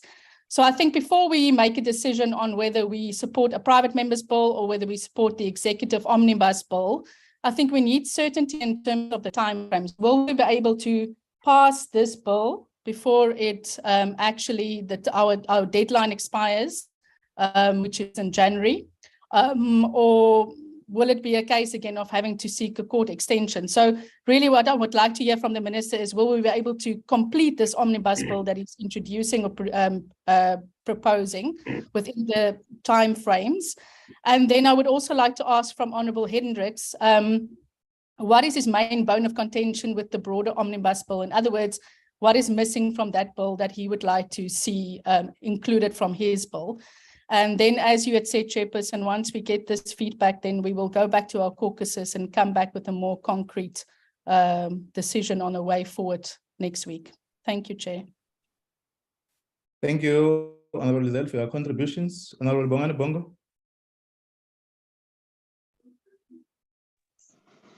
Well, thank you very much, Chair. And good morning once more. I think that the spirit as articulated by the minister, I think is a very, very positive spirit. You know, in a sense that what the minister raises against the private bill seeks to synchronize.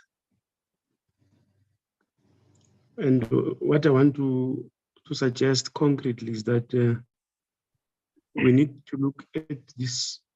We need to look into this bill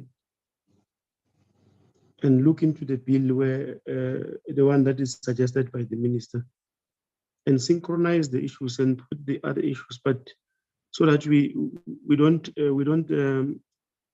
just pass a lot of legislations unnecessarily. Because what my understanding from what the minister says is that the bill they are working on will cover a variety. It will cover the Jewish, it will cover Muslim, it will cover the traditional communities.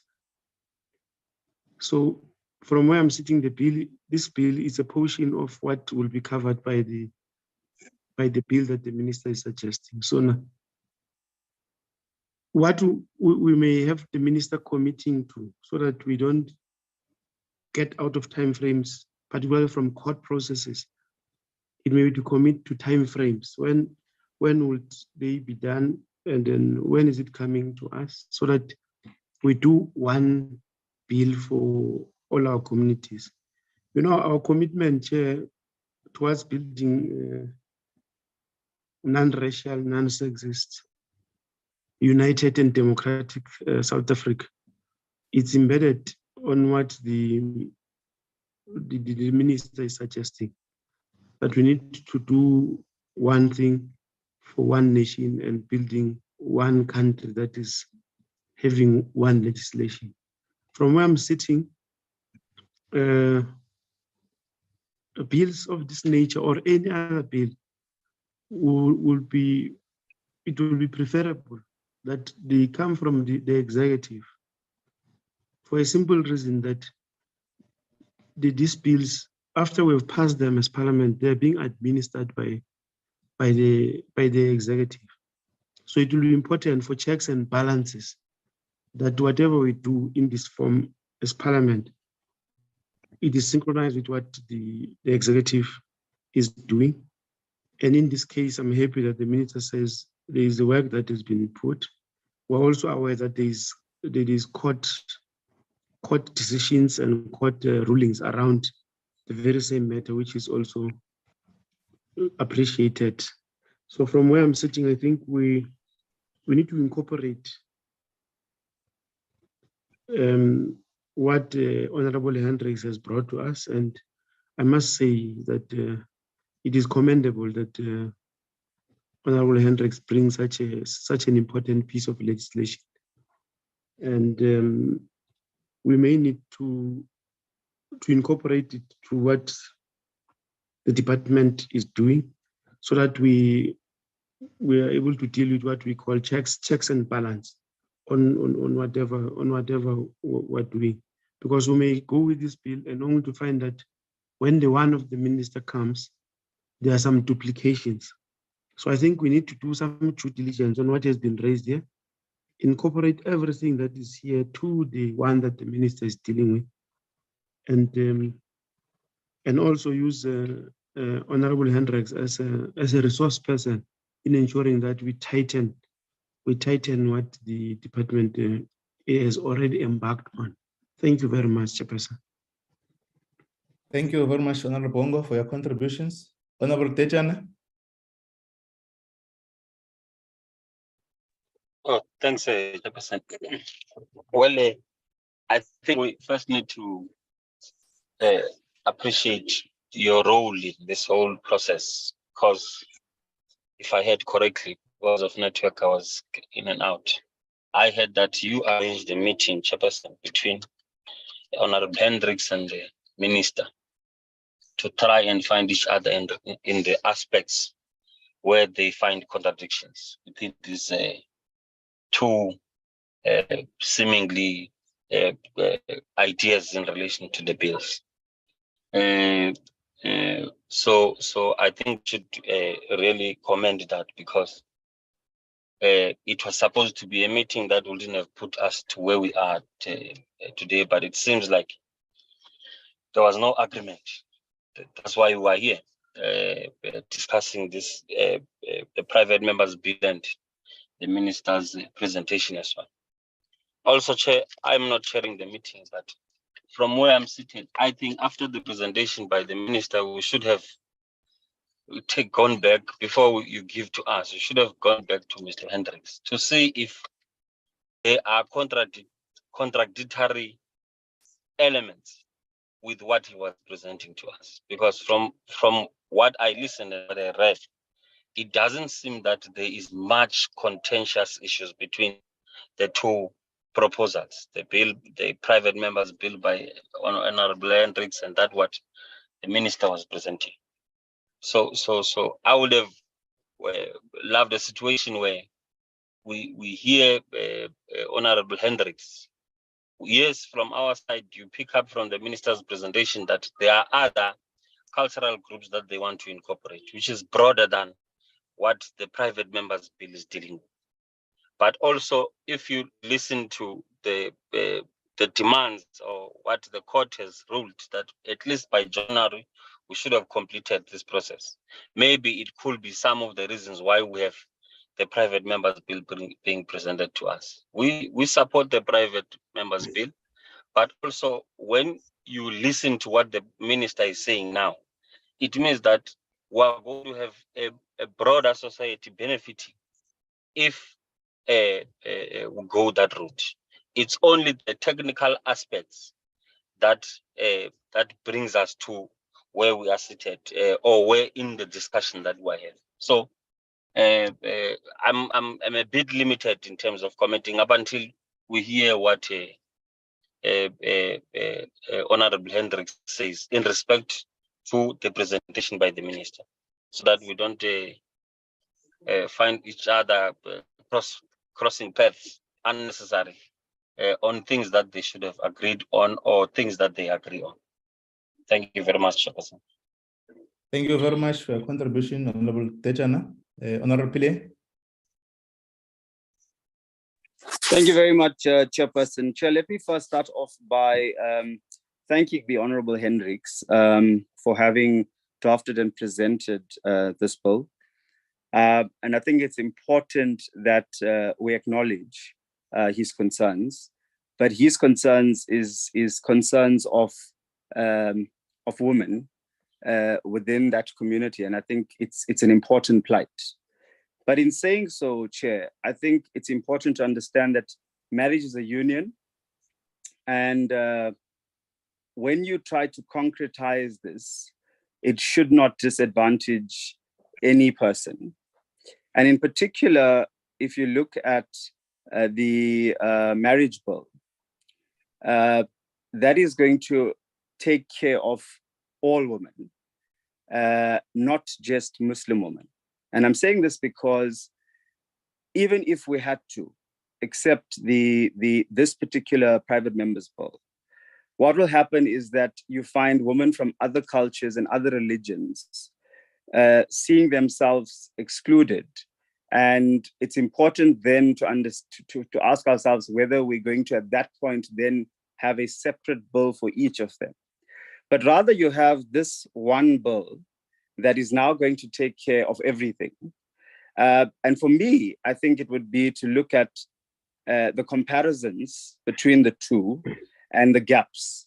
If there are gaps, how do we then fill in those gaps? And I would also agree with what other members are saying about whether there should be an engagement between the minister in the department and Honorable Hendricks to see if there are any of those gaps and how they could then be able to take care of that and be able to accommodate, not accommodate, but be able to then ensure that those items that may be missing or may be contentious are able to find each other. And importantly so, that we then have one bill that takes care of everything. And that for me would be how I would propose we be able to move forward. Thank you, Chair. Thank you very much, Honorable Pillay, for your contributions. Honorable Tito, I'm not sure if you want to comment. I know that you joined our meeting late. Before I invite Honorable Hendricks and Honorable Minister. Thanks, Chairperson. No, Chair, I think that most of my colleagues, they have covered me, and we also welcome the two presentations that were done by the Minister and Honorable Hendricks. Thanks, Chair. Thank you very much, Honorable Tito. Honorable Hendricks and Honorable Minister will get your comments on or responses on the comments members have made, and we'll then propose on how we think we must follow the submissions of members, the discussion, the guidance that they're providing on the matter. Honorable Hendricks. Yes, Honorable Chair, thank you for this opportunity.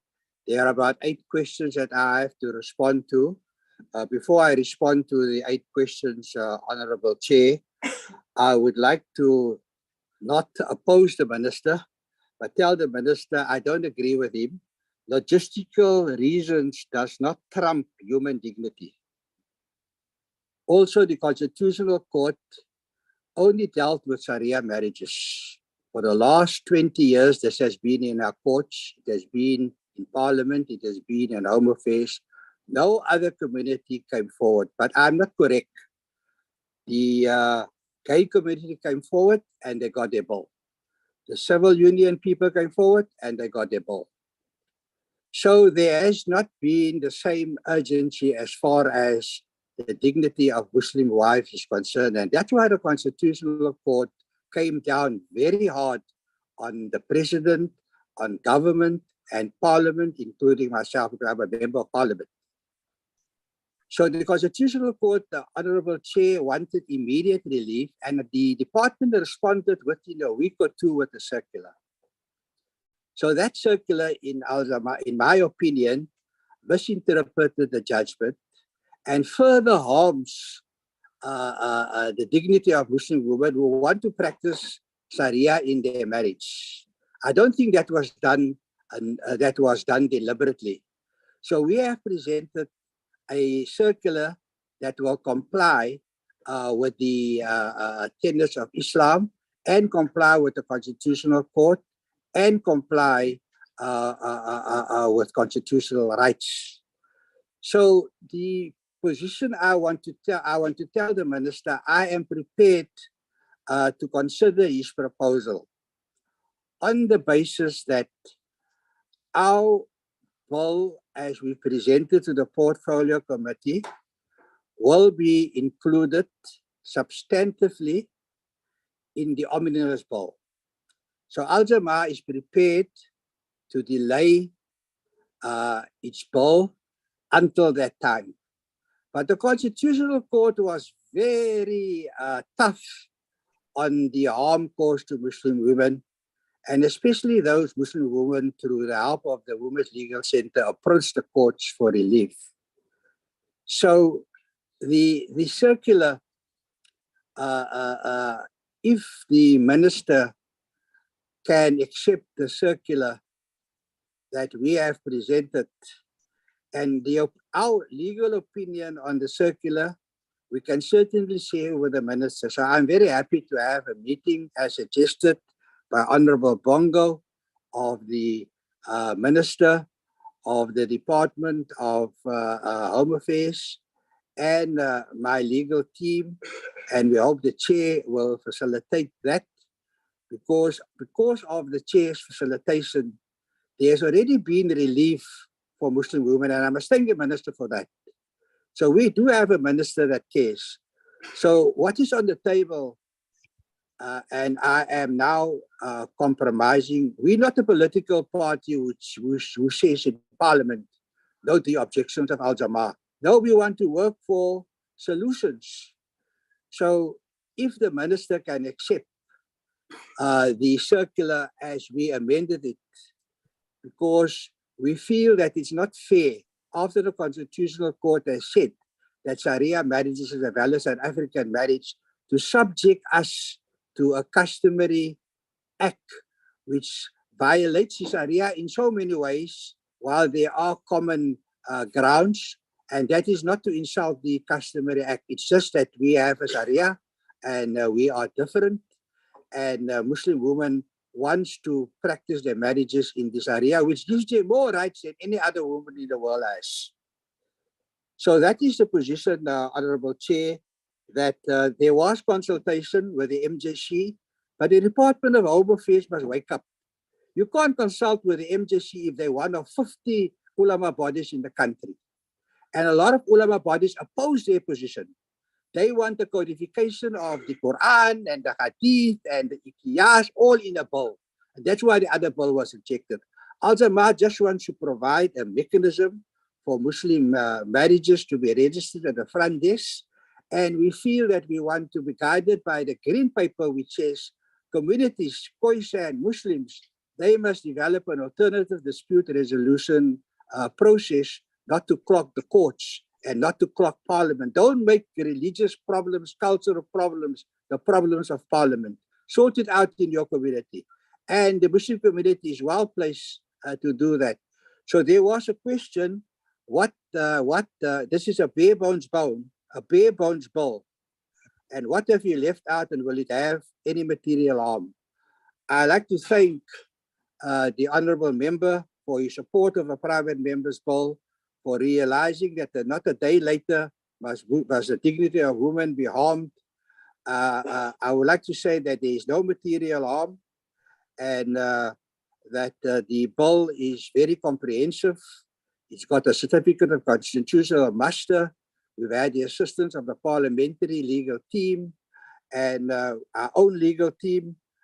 With regard to the opt-out, opt-in clause, there are religious leaders who are extra-parliamentary. They don't respect the Constitution, they don't respect the Constitutional Court judgments, and their followers want to opt out. So I put their position in so that I can't say that I didn't put it before the Portfolio Committee. So the easy way for them to opt out is not to present the NICA certificate at the front desk of Home Affairs. So that may be further addressed when the omnibus bill comes about later on. We heard about the circular. Honourable member asked who is tracking the court judgments, and I would like to hear what the minister says, because we have very strong legal opinion that when the Constitutional Court stated that the parts of the Customary Marriages Act applies, it only related to the age of children and not to the whole Customary Marriage Act. I don't think the Constitutional Court wanted to impose Labola on Muslims, which is completely different to the mahar. The Labola goes to the family, to the uncles, whereas the mahar goes directly to the woman and no one can touch it. And she can also put conditions before and after the marriage. So when I come to the question that was made by another honourable member who agrees with the minister, because she shares most of the clauses of my private members has been covered. I think that member is wrong. The omnibus bill has covered most of my clauses. And I don't know. No one has seen this bill. It's a mystery bill. It is something in the air. So I don't know what the honourable member refers to. I don't know if she's seen it. But even the legal advisor of Parliament and asked for the bill and it was refused. So that bill is a secret bill. I can't understand that. And a third member said that the omnibus bill will protect more groups, and Altamar supports that. But this is our time now. It is our time for our Muslim wives to get immediate relief and not to wait a day longer. So it's very important that we hear the time frames. I don't think the minister will mislead Parliament by stating that this bill will be able to do everything by the end of the month, because next year, end of the year, next year it's election time. There's a lot of other issues, urgent issues, and we're not going to get to it. So we are saying that at the moment, the Parliament is delinquent. It's in contempt of court because it's not going to meet the deadlines. So the other questions that were raised is the fact that it's very important that we find a solution to this bill. And I think that the minister has already shown his good faith. Number one, he has changed the entry on the death certificate of a person who is married in terms of a nikah to state married and not the indefinite of never married. Just imagine you're married 40 years and you get a death certificate who says never married. One of my my national campaign manager told me his son saw the death certificate of his mother who died recently, may Allah grant her the Jannah, And on the death certificate, it said never married. So he said, but Daddy, then you are illegitimate. Just imagine. So the position going forward, Honorable Chair, is that I am prepared to delay this bill if the minister gives us the assurance, which he has already given, that this bill will substantially be incorporated in the omnibus bill. And I would like to see that in June, when the bill is eventually made public to honorable members and to the parliamentary legal team. I would like to see this bill, because it's got constitutional muster. It meets the rules of parliament. So there's a public participation process, so people can change whatever they want later on. But put our bill in the omnibus bill, and then Parliament, we don't have to have two public participation processes. Parliament is very busy. We're working 24 hours a day, and honorable members, will then get some relief. However, we need to also ensure, and this is very important, Honorable Chair, that Muslim wives and children, who at the moment, some academics who are professors at Potchefstroom and other universities, are saying that in terms of the law, Muslim wives are whores and their children are bastards. And also Muslim women cannot appear before the divorce court because of that. You can't have whores and bastards appear before the divorce court. So let us remove that. Look at Al-Jamah circular, and our legal team is prepared to put forward their legal opinion that has been tested with their peers in the legal fraternity, that you cannot apply the Customary Marriages Act to Sharia. It differs, although there are similarities, and we respect that Customary Marriages Act because many Muslims are Xhosas and Zulus. So I hope when the minister responds, you will say, number one, Honorable Hendricks, I will repeat my assurance that your bill will be part of the omnibus bill substantively, and let's see what everyone says about the clauses you have in that bill.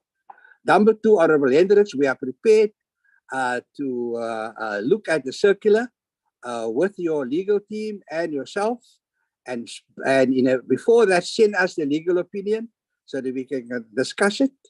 And even if the Minister and Department of Home Affairs is correct and my legal opinion is wrong, please consider that circular, because we've tested it in our community, we've tested it with the ulama, we've tested it with the youth that will bear the brunt of all of this. And they say, please, we don't want our marriages to be registered in terms of the Customary Marriages Act, because then all the provisions of that act will apply. We want it to be registered, and the circular needs to be changed. Now, this circular, the minister is very good at giving orders for circulars. You heard about the third circular. We haven't seen the second and third circular. The minister said that with immediate effect, the death certificate will say married. No circular.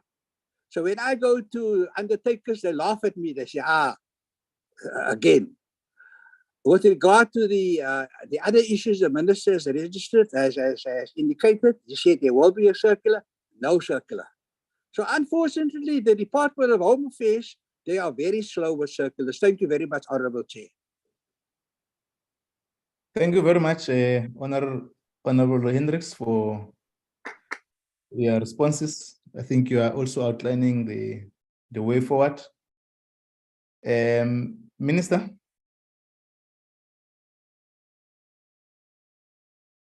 Chair, thank you very much.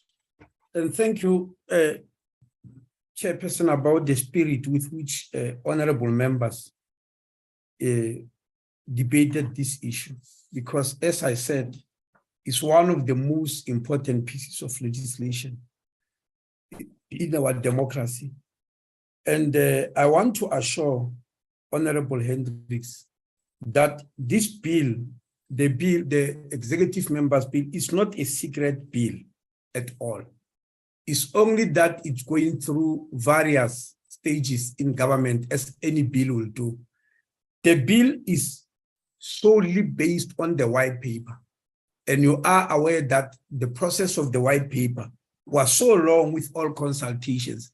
We won't put anything in the bill that contradicts the white paper. That's the actual reason why white papers exist. They set up a policy. And once that policy is set up, the bill becomes much faster and much easier because you are just taking what is in the white paper, you transcribe it in the form of a bill. You make it legal in Parliament in the form of a bill. But the white paper itself is a product of consultation. And that's why I'm able to mention many of the things on the bill here. If it was not a secret, I wouldn't have. I was going clause by clause to show what is in your proposed bill and what is in the bill that you are preparing, even before it comes out, because there's nothing secret about it. In the white paper, we said we're gonna criminalize marriage of youngsters. It's there, it's written in black and white, and the white paper has been accepted by everybody. It has been gazetted. So that's why I'm able to mention it like that. So there is nothing secret, I want to assure you. Secondly, I agree, Honorable Hendricks, that you must sit with us about the secular that you are mentioning, that you have got a proposal on the secular. And I'm just reminding yourself and the honorable members that we said whatever we're doing, the outcome must reflect three things at all times: the issue of human dignity, the issue of equality, the issue of non-discrimination. Yes, Honorable Chair, we did take a long time, even in the development of white paper, because in some cultures and religions, words like equality are not easily accepted, and we're challenged. We were challenged by certain traditional authorities on the issue of equality, especially among whites. We know we are still, by and large, living in a hugely patriarchal society. So we have to battle through these whole issues of equality, because some communities said we are vanquishing their cultures. They said, if you put this issue of equality, it means you are undermining my culture. So please bear with us in understanding that this was not one of the easiest processes that one could ever undertake. For the reasons I've mentioned, it deals with culture, it deals with spirituality, it deals with religion, it deals with what is in the hearts of people, it deals with their, sometimes even their political beliefs. That is very difficult to put on paper and satisfy everybody. But we can't stop trying to be South Africans as one South Africa, as one nation. So I agree with you that will sit you through, Minister, Honorable Mr. Hendricks, on this, Honorable Hendricks, on this issue of looking at your paper and assuring the cabinet. The other thing, Chairperson, it is true that quite a number of matters have been going to court. It might be possible that because of the activism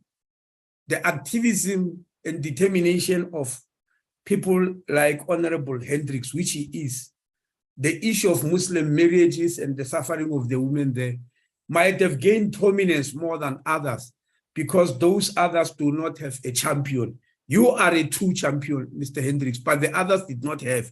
For instance, I don't know how many honorable members here know that a prominent member of society wanted to divorce his wife and went to court using one of the homeland legislation, which homeland legislation was clearly written in black and white about to the effect that when that woman leaves that house, she leaves with nothing, maybe just the clothes she's wearing. And the matter went to court, and the court said, no way, whether that act was not repealed, and that the person was taking advantage of that this Homeland Act is not repealed. As I'm sitting here in front of you, Chairperson, there are still lots and lots and lots of apartheid laws which Parliament has not yet repealed. We are going through them one by one. Some of them, we discovered them when a problem happened. It will be wrong to claim that we have completely reversed all the acts that existed during apartheid. Some of them are still applicable. And so that member took advantage of that. But the court did not agree on the basis of what? The South African Constitution. They said it's inconceivable in a democracy to quote an archaic act that demeans a woman's like that. So the courts definitely do protect the vulnerable, especially women, in this hugely patriarchal society, which we are trying to turn around.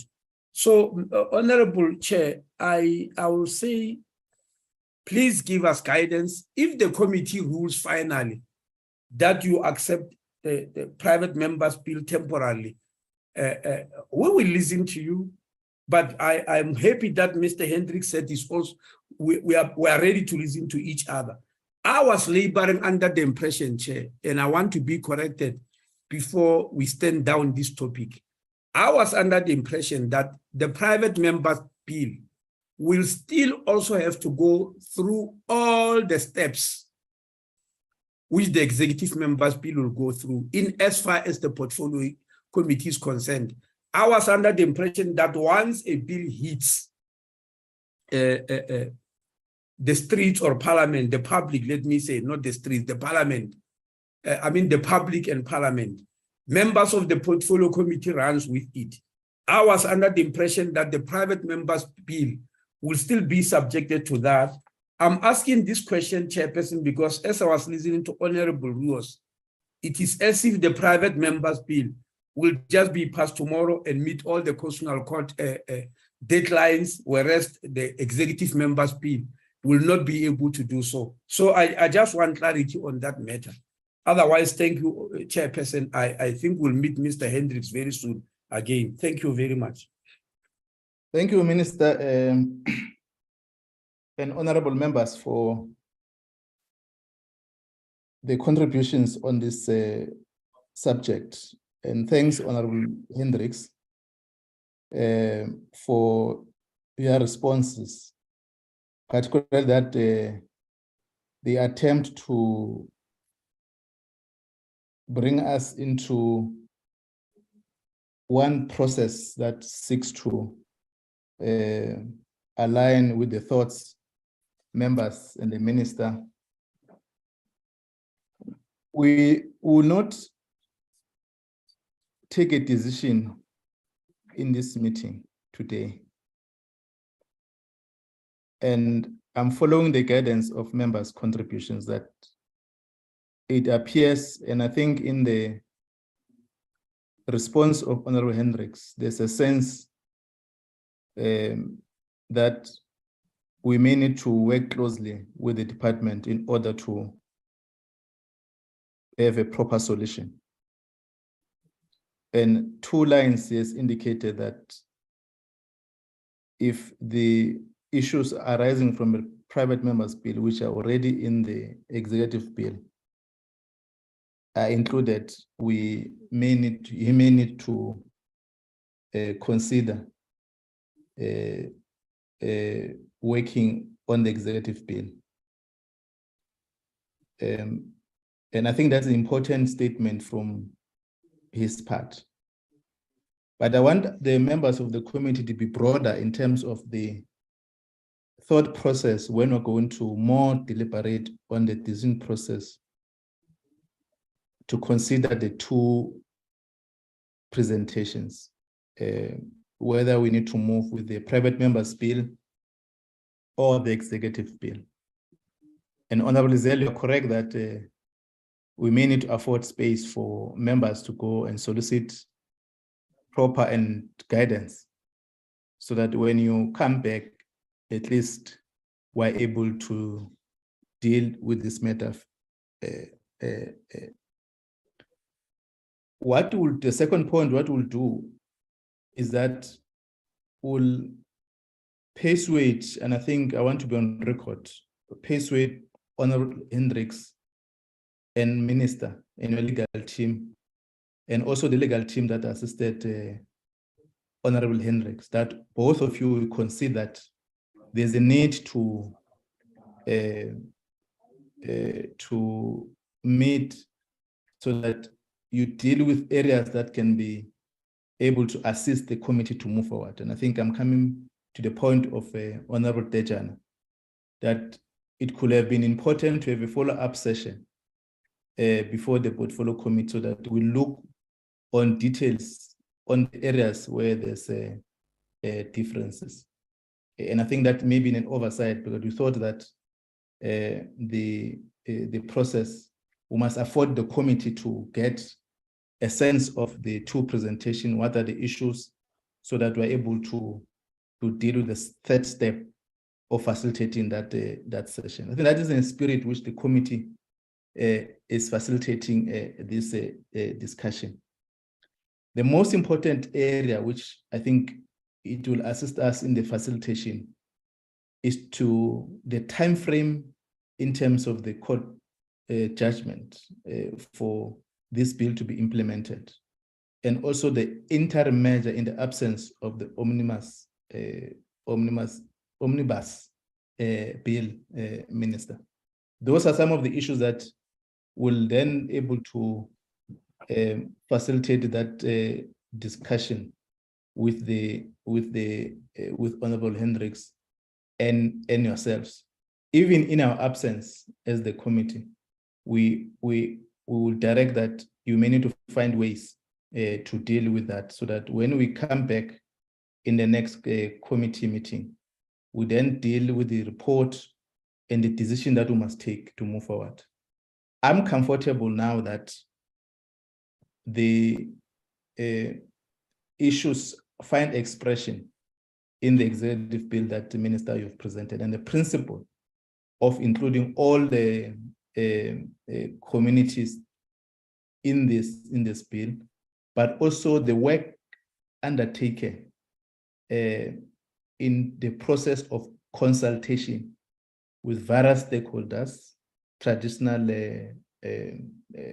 leaders, religious communities, various, and I think the period that also is being taken, which the committee and Honorable Hendricks raises in terms of the time frame that will not able to meet. So I will propose, members, that we take it in that front.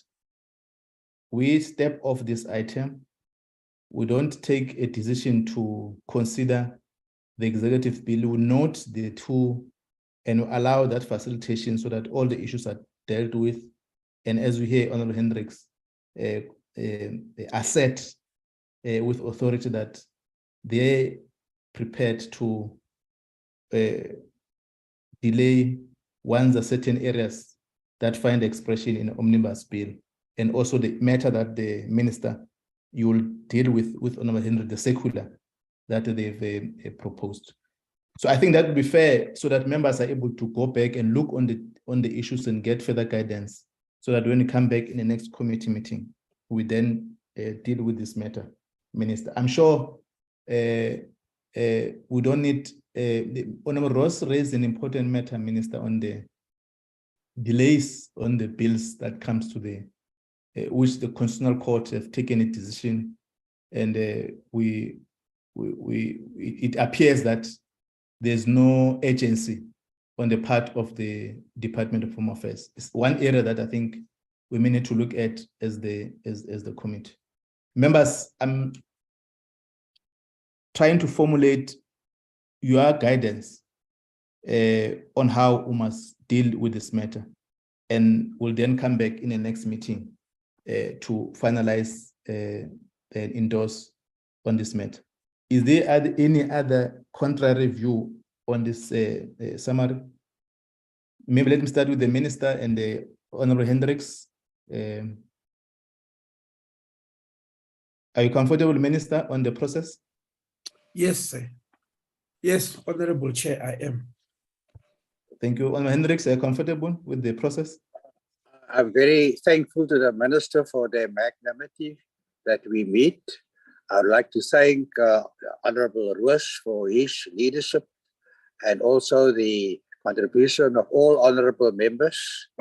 And I'm sure that we will be able to get a circular that I am comfortable with and the Muslim community is comfortable with, so that not a day longer than necessary passes for women to get their dignity back, to get their marriage certificate, and to have the right to appear before the divorce court. That is denied at the moment, and it cannot be that any section of the South African community should be denied access to any court in the land. So we hope to kill two birds with one stone. The department has been slow with regard to amendments to the Divorce Act. We've already made the amendments. It has a constitutional certificate of muster. And I want to tell honorable members that the amendments to the Divorce Act, I didn't have a legal team. I left it entirely to Honorable Hendricks. Thank you. Honorable Hendricks. Yes. You have labored on all the issues. Members have got a sense No, of the. Thank you very much.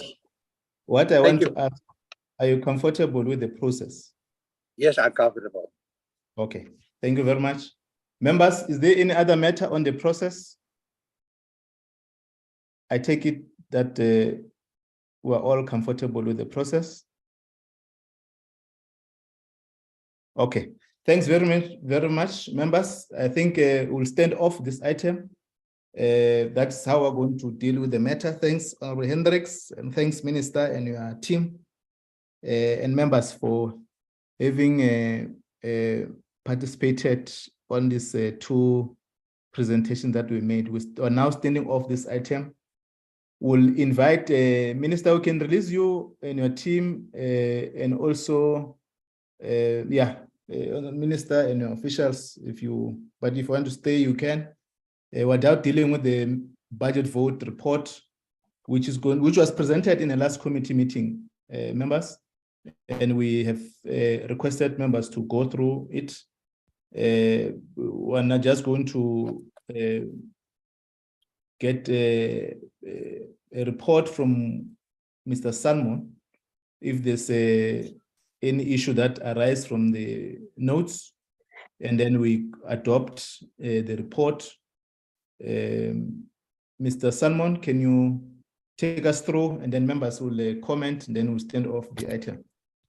Yeah, no, thank you, Chair. We'll stand down, we'll go and do some other jobs, including implementation of the committee's recommendation. Thank you very much.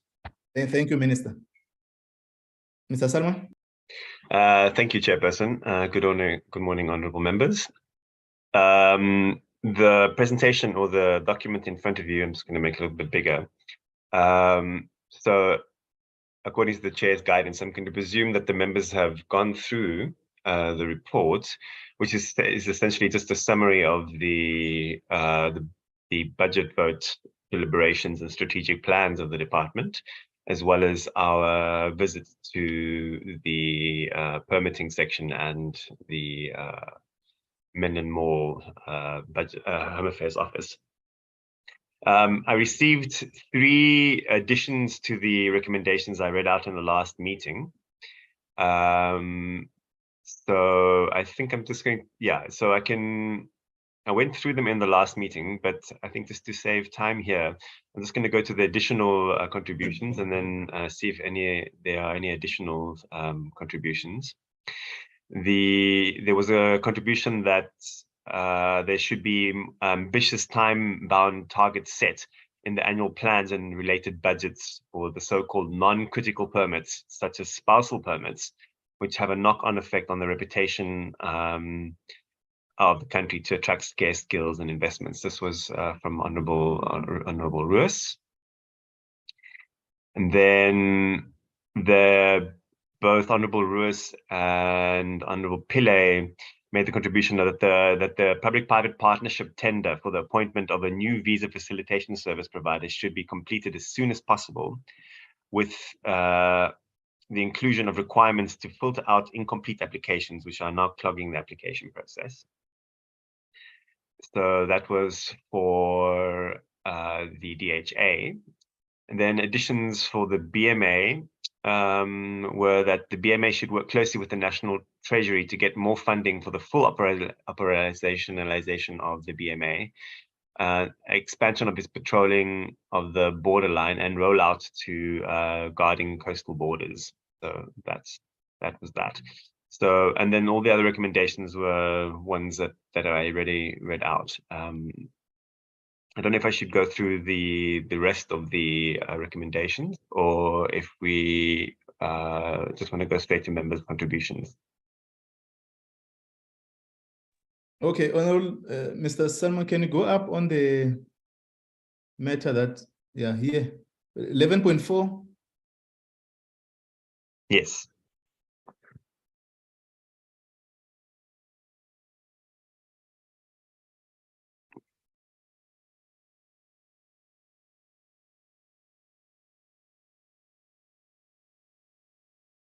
Okay, members, this is a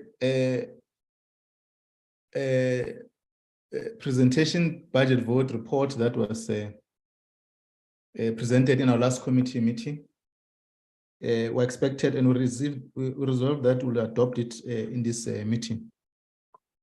The issue of our visits to Home Affairs, Mr. Salman, there was an issue there in relation to the backlog, which is said to be contributed by the VFS. And there was a decision that was taken that the deputy minister was leading a delegation should have an engagement with the VFS on the matters that we found on the ground, and bring the report to the committee. I'm not sure whether I probably covered it, because we can't say we've conducted an oversight visit to VFS office, and there was a decision that was taken because of the backlog that resides with the VFS. So we instructed the deputy minister to meet with that stakeholder to get a sense in what are the issues. And there's a commitment on their part, the Home Affairs, that will deal with that. So I think let's just expand that sentence. Other issues, I think members will comment. Honorable Ross, Honorable Lizelle, Honorable Bongan Bongo, Honorable Techan, and Honorable Pile, and Honorable Tito. Before is there any comment we need to do before we adopt the report? Honorable Ross? Okay, Chair, I take it I can go. Yeah, Chair, I think with the amendments, it's really fine by me. I don't want to belabor any other issues, so I'm happy to agree with the report as it is. Thank you. Okay, thank you, Honorable Lizen.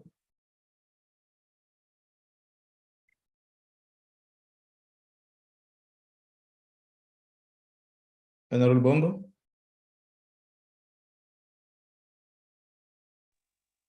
No, thanks. Yeah.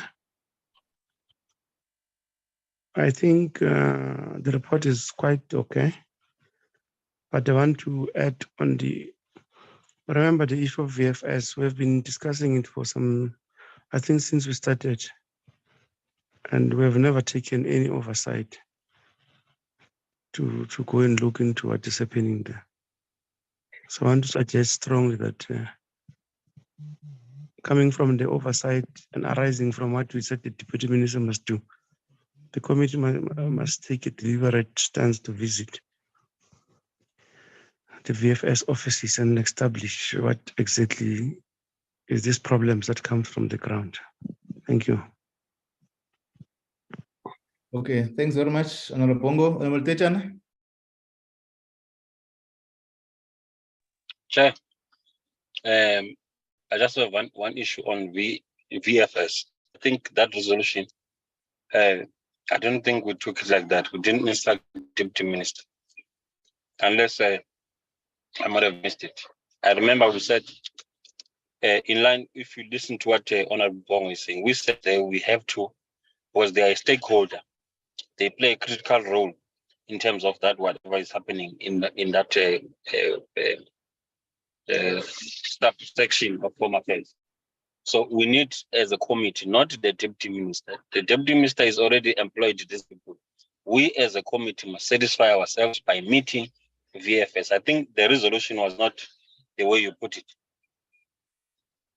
And I would like for us to change that resolution. We never said the deputy minister, we said the committee must meet VHS. Thank you, Chair. Okay. Thanks very much. And I think you're correct, Comrade Tejan. What we resolved there on two fronts. We left the meeting, well, let me put differently. We requested the deputy minister to engage with the VFS. And secondly, as you put it correctly, the committee has to meet with or conduct oversight to the VFS. And that we did deliberate so that we get a sense from both the service provider and the Home Affairs, their first interaction on the issues that we established on the ground. And then the committee must conduct an oversight to the or what you call oversight, or meet with the oversight. And I think both yourself and Honorable Bongo we are not far from the resolve on the decision that we have taken. You can amend that that the committee will conduct oversight. I think that we're fine in the manner that we have crafted the statement. What will then left is that we must Mr. Matonsi establish time when we're in the MENCO, will determine when and how we're going to deal with this matter of meeting this VFS, but also getting an update brief from the Deputy Minister. Is there any other matter? Yes, Honorable, yeah, you'll come last, Honorable Mudisa. Honorable Thanks, Pillay? Chair.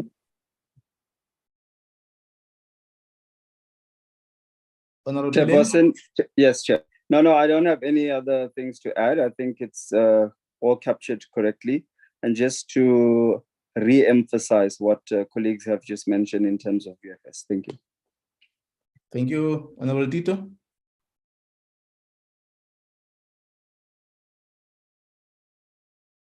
Okay, thank you, Honorable Mudisa. Thank you, Chair. I think all other matters are captured correctly.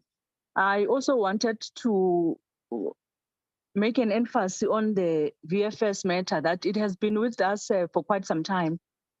And you would all remember, as it stated there, that the decision was that we'll go for the triple Ps. And it may seem as if the contracts have been extended now. I want us not to delay matters. I think one of the challenges we have as this committee is that we resolve on issues and we delay on them. Now, I want to put a timeline on the oversight that the committee must embark on, that at least Mr. Matonsi, when he looks into the schedule, it should be within a period of 3 weeks or at most in the next 4 weeks, that we should have went to the VFS offices to conduct an oversight with an intention to deal with the illegalities of this contract. I think at some point we must be decisive and take a decision that we will look into this extended contract as it may seem as if it is invalid, and be able to deal with it, Honorable Chairperson. Thank you so much. Okay, thanks very much, Honorable Mudisa, with those contributions. Mr. Matonsi, I think the time frame, it has clearly been articulated. Let's work on that matter. It appears there's no any other matter. All issues are reflected. Can I recognize for the adoption of the report? A mover for the adoption? Chairperson, I'll move for the adoption. Thank you, Honorable Pillay. Move for the adoption. I second the Somewhat, adoption. Chairperson. Okay, Thank sir. you. Thank you, Honorable Lekwa, for seconding. Any objection? Thank you very much. The report has been Chair, accepted. thanks, Chair. Honorable Tito? Yes, Chair. Can you please put in the objection of the EFF? Thanks, Chair. Thank you, Thanks. Honorable Tito. Objection of the EFF. Thank you, members, for the considering of the report. Deliberations, we've dealt with the issue of the first item on the Mr. Salmon? Yes, Chairperson. Just briefly, we didn't formally adopt the annual performance plan of the committee because we didn't have a full quorum when we were on our oversight. And members made a few additions, and we also got feedback from yourself on the annual business plan, which we also need to adopt. So if I can briefly just go through that. Was it on the agenda, Mr. Salmon? Yes, Chair. Okay. So, Chairperson, just to indicate that the business plan outlines the strategic plan of Parliament, yes, as well as the policy priorities of the Home Affairs, the Electoral Commission, and the Government Printing Works, and now also recently the Board of Management Authority, and as well as the mandate of the Portfolio Committee on in its regular work. We then kind of summarize the annual work of the committee in the last year, and lastly summarize the plans going forward per quarter. So what we've added since the strategic engagement was there was feedback from the Auditor General along with the chairperson, where we made specifically recommendations in our annual report to indicate that the specific recommendations of the Auditor General and its special advisory committees the special recommendations of the Auditor General and special advisory committees established both for the GPW and within Home Affairs be ensured compliance. So there's that addition, as well as the indication in the recommendations, the outstanding recommendations, that the Auditor General's performance against program targets and achieving a clean audit also be considered.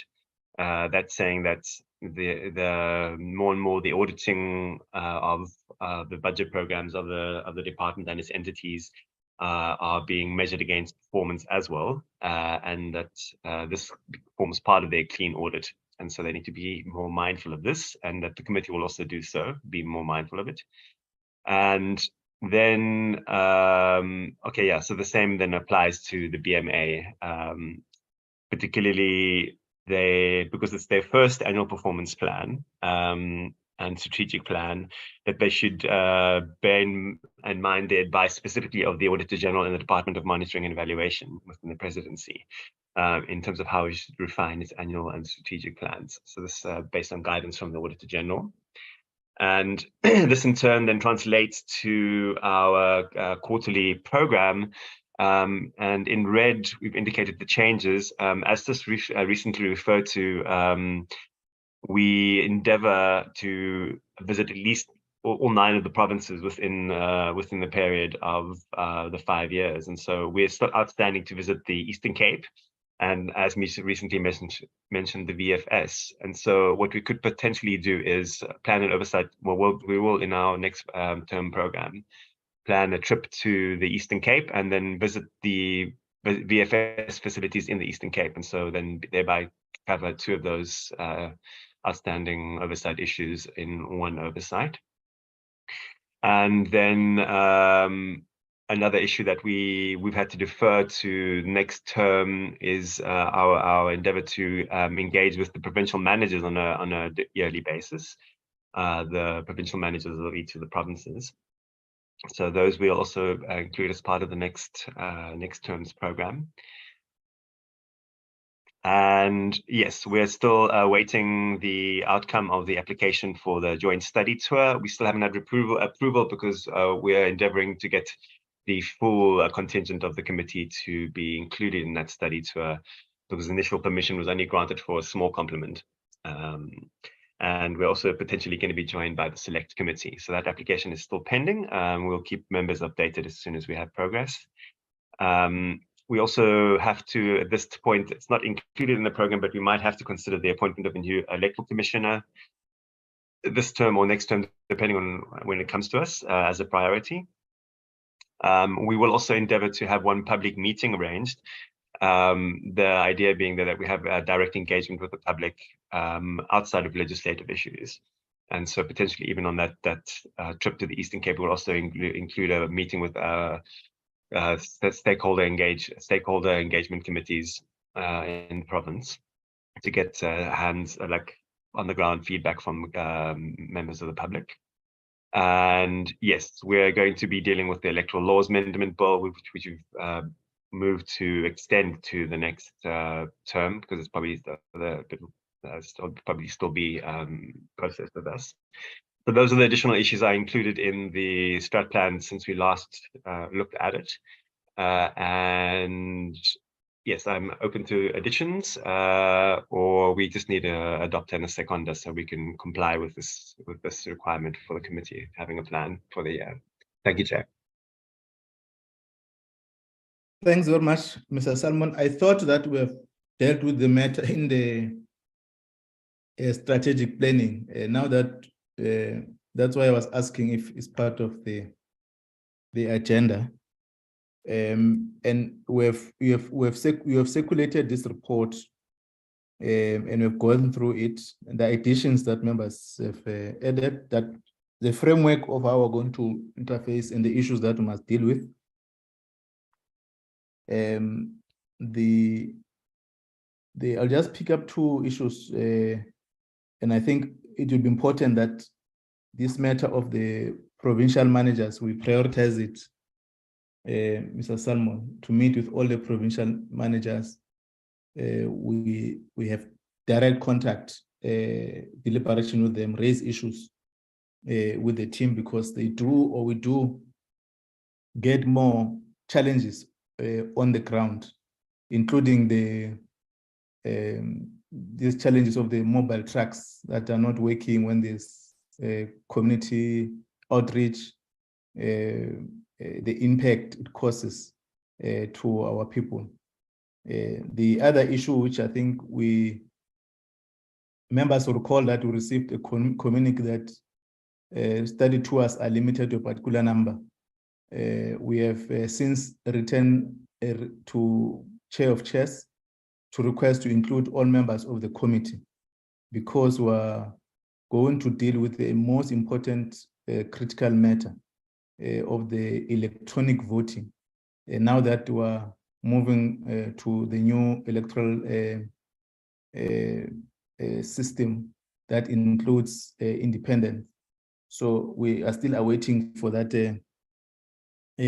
response, so that all members of the committee are participating in that study tour for the purpose of this matter.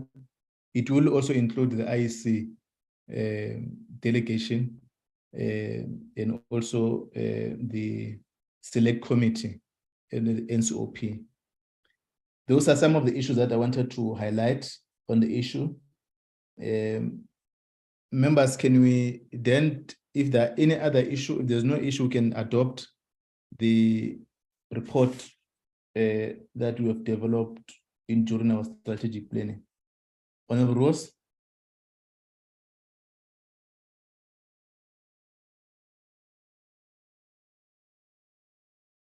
Can I invite comments and a mover for adoption? Honorable Rose.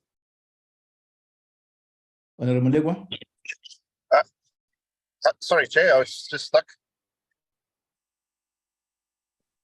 Chair, I'm happy with this, and I think it's, but I think it's also important just to highlight, there's a number of reports of system going offline, etc. And I think it's critical, that we have it in here and that we make sure in the next year that we keep the pressure on that one, Chair. But I'd like to thank Adam for the work on this document and for everybody on their inputs. And yeah, I'm happy with it, Chairperson. Thank you. I get a sense that you move for the adoption of the report.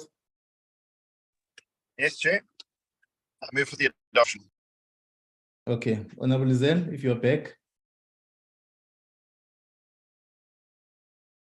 Honorable Mulekwa. Honorable Techana. Honorable Tito.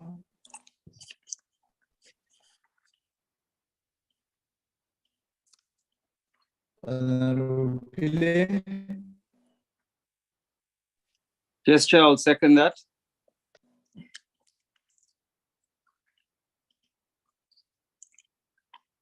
Seconded. Is there any objection? Okay, Mr. Arendse, and all members have contributed to develop this annual plan of the portfolio committee. We think that will adhere to, in the time period that we were in. And thanks very much for all the issues that we have dealt with. We have dealt with the matter of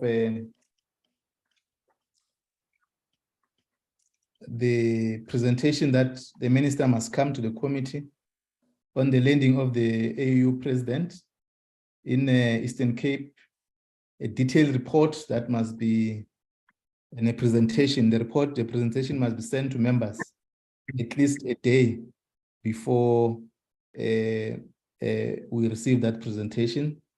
Mr. Matonsi will look on the date of Friday as resolved.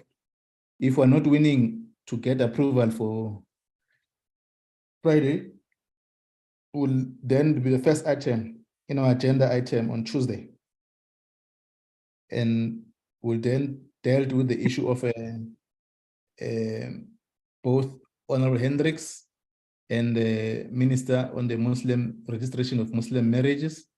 We'll try to facilitate to make sure that at least they zoom in on the issues that seem to be differences, and we'll then get a report, and the committee though it will take its own decision on what must happen, whether we proceed with the private members bill or the executive bill. But noting, members must note that there's time frame allocated and also interim measures to allow this process to move swiftly. So those are the issues that we've dealt with.